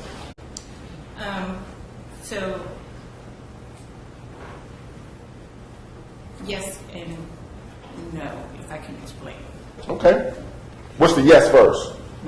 The yes is that I do remember her telling me how she felt about the selling of her things, her friends' things, Miss McIver's things. Okay. The no is about her cataloging. Okay. Okay. Okay. Let me ask you a different question then. Did Ms. Calhoun tell us how she felt about Ms. McIver's things being sold? Yes. Okay. What'd she say? So she was upset that Mr. McIver was selling her friends' things. She said that she didn't understand why he was selling the things so soon after the death. It wasn't like he needed the money. She felt that he didn't need the money. That's what she told you? Yes.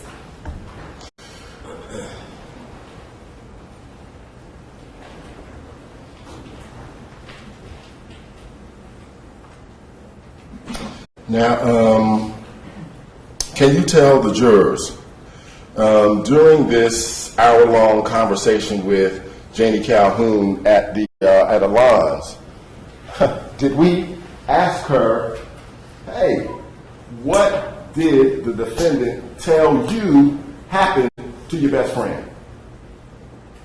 Yes. And can you tell the jurors, did Ms. Calhoun give us any details about anything that the defendant told her happened in the backseat of that SUV? The defendant, no. So, can you tell the jurors, when we asked her, hey, tell us what Tex says happened, what did she say? She said they told her it was an accident, and he didn't want to talk about it over the phone.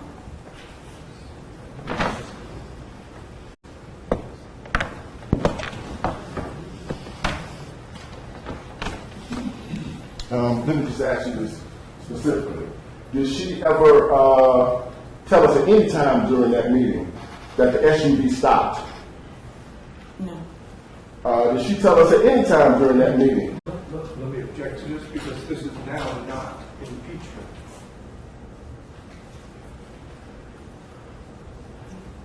What they're doing is they're trying to impeach their own witness. Yeah. Their own witness did that, which they can do. Sure. Their witness never said those things, and it was their witness that they could have asked the questions. They didn't, so this is impeaching a non-existent phrase. So, You're saying, just so I'm following this, if Mr. Rucker just asked, did Ms. Calhoun ever say in the interview at Alon's that Mr. McIver told her that the SUV stopped? And you're saying that you don't believe that that's what Ms. Calhoun said when she testified? Or was asked about. Okay.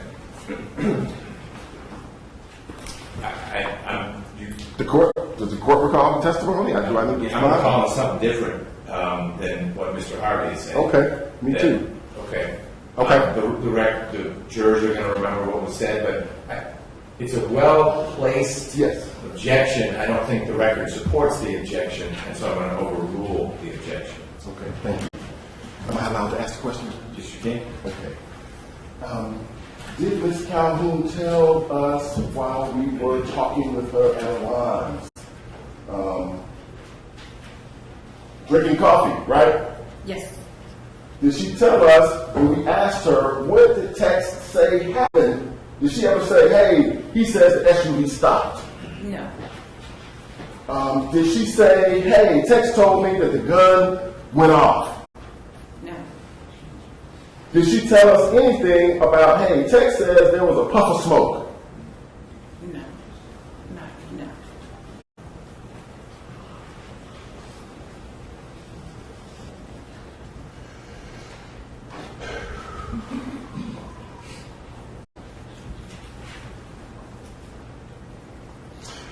But when we did ask her about the relationship between the defendant and Diane McIver, her opinion and her observations, what did she say? Her opinion was that it was a very loving relationship.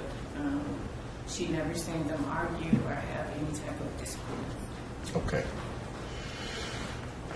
Judge, I've got a little bit more, and it would require me to pivot to another section. I probably have maybe another 20 minutes. Okay. I think we'll stop here just because you're changing directions. Again, I don't want to exhaust our jurors on day one, but we may expand the bounds of our starting and stopping time if that's what the jurors would like to do, so we fit more into each day. Ladies and gentlemen, we're going to end for the day. Tomorrow, you don't have to listen to me for 20 minutes about what your role is. You won't have opening statements. We'll pick right back up with Investigator Jackson's testimony. She'll still be on direct examination. And then Mr. Harvey will have an opportunity to cross-examine Investigator Jackson if that's what he wants to do. And we'll keep on rolling with witnesses. A couple of logistical things. There may not be someone, some of you may have experienced this, who answers the buzzer before 8:30. Nothing wrong with getting here early. The good news is that the freshmen's cafeteria opens before I'm awake. And so by the time you get here, you can go right in that cafeteria, relax, eat their good food, not eat their good food. But there's a place that's warm and dry with seats. You can read a newspaper, as long as you don't read about this case, read a book, whatever you're doing in freshmen's. And then as soon as the buzzer is staffed, we can let folks in who may have gathered before 8:30. And we will move forward that way.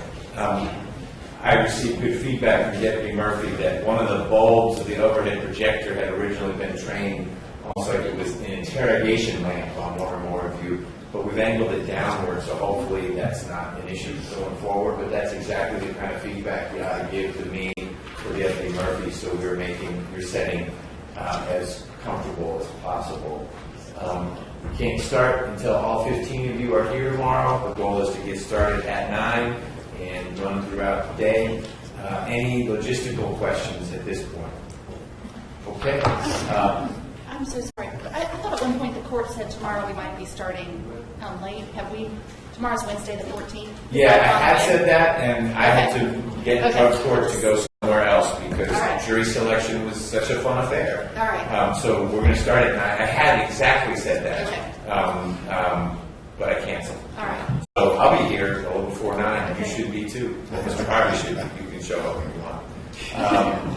But we're going to try to get rolling at 9 a.m. and press on throughout the day. from you all, then I'm going to invite you to go with Deputy Murphy into jury room. You can leave your pads there. They'll be private there. I'm just going to go through them. You can collect them in the morning. Reminder, no outside research, avoid media coverage of this matter. And for all those well-wishers who want to talk to you about how your day went, just tell them it was a great day and then talk about something else. Okay? Thank you so much for your time. See you in the morning. All rise for the jurors.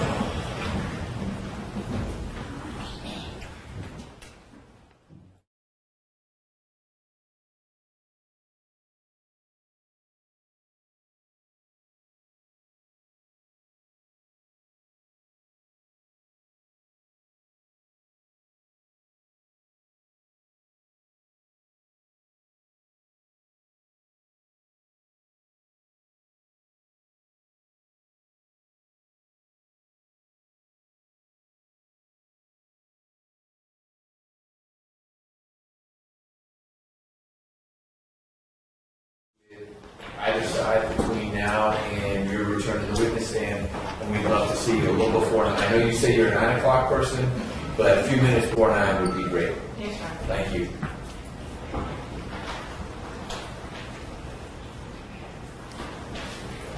I've had the opportunity to review the interview with APD and the 2 lawyers and Mr. McIver, and if whoever is going to be exploring this wants to jot these down, I have some page and line number demarcations of what I think ought to come in. I focused on the good rather than the bad. So please look at this, and then I'm going to ask the 2 sides to confer. You just need to state, you need to let the defense know when that witness would be coming. If that's not till next week, this doesn't have to be the number 1 item on your list. But I'm giving you what I think ought to come in so we can frame the discussion more than, hey, some of this shouldn't come in and some of it should. So part 1, which is when Mr. McIver is not in the room, the 2 lawyers are talking with the 2 detectives. That runs from pages 2 to 26. These excerpts appear to me to be agent admissions. I'm not saying I've ruled on that, but these are pretty clearly, it's the attorney, whether it's Leipold or Maples, and maybe mislabeled, says, he says, and it's not, he was a good shot in the Air Forces. He says they turned left on Piedmont or something like that. And not Danny Joe says, but he says. And so I think this is very clearly in the alley we ought to explore of, okay, did the attorney have the authority to say these things on behalf of Mr. McIver? That's the filter I used. Then we talk about that, and it may be when you all look at what I've identified, people back off the agency, dispute, the state backs off, that we think we should get the other stuff in, and we've got it. Everyone agrees to. Anyway, page 6, line 16, through page 7, line 13. Page 7, line 23, through page 8, line 7. Page 8, line 17, through page 8, line 24. Only 3 more of these left. Page 10, line 25, through page 11, line 11. Page 13, lines 10 through 12. And finally, page 14, lines 10 through 14. If the state thinks there are things I've omitted that ought to come in, you can flag those, but I would focus on these.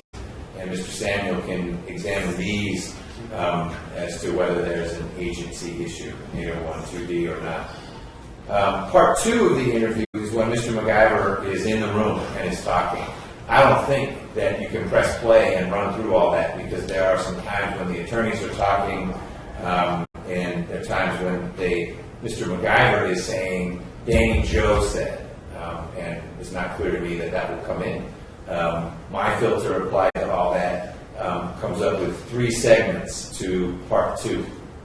Page 26, line 3, through page 42, line 11 of be a big segment. Line 11. Second segment is page 44, line 14, through page 49, line 19, and finally, page 51, line 1, through page 53, line 25. And as for part 3, I don't think any of it comes in, so I would invite the state to identify the segments of part 3, which would be pages 57 to the end, what segments they think ought to come in. That it is not, I don't think it comes in, but I'm open to hear from the other side.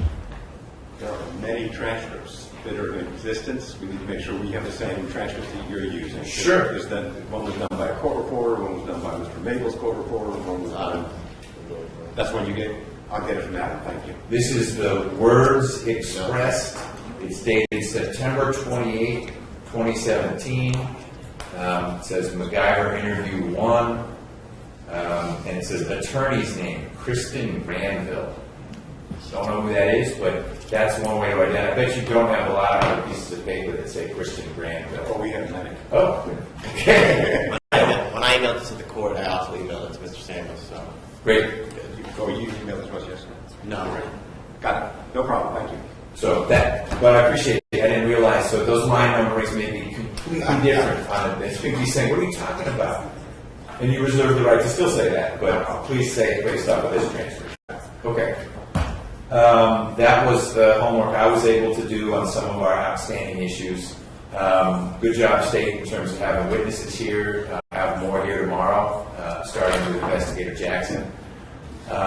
Anything else from the state side? No, sir. Okay. Anything else from Ms. Clark Palmer? Thank you for carrying the defense today. Mr. Harvey did manage to get a couple of objections in there, but anything? We do have one thing. I'm sorry. I understand that there was talk of a proposed stipulations with respect to one of the witnesses we were going to call Special Agent Lisa Arnold from the GBI. And if so, she's here, but we can release her. And then we would just keep it rolling. Okay, I don't need to get in the middle of that until it's cemented. That's great if it's streamlining things, but no pressure on anyone. Yes. I think we can. Okay. Okay. I think we can. Okay. We can. Okay. You just should sort out in advance is the stipulation a written document that's going to be admitted? We'll work it out. Or is it going to be a statement that one of you makes saying the parties have stipulated to that, just so there's not a dispute later on? Okay. Great, you'll work that out. Anything from the defense beyond maybe there's a stipulation to Special Agent Arnold? No? Okay. We'll see everyone a little before 9. The jurors may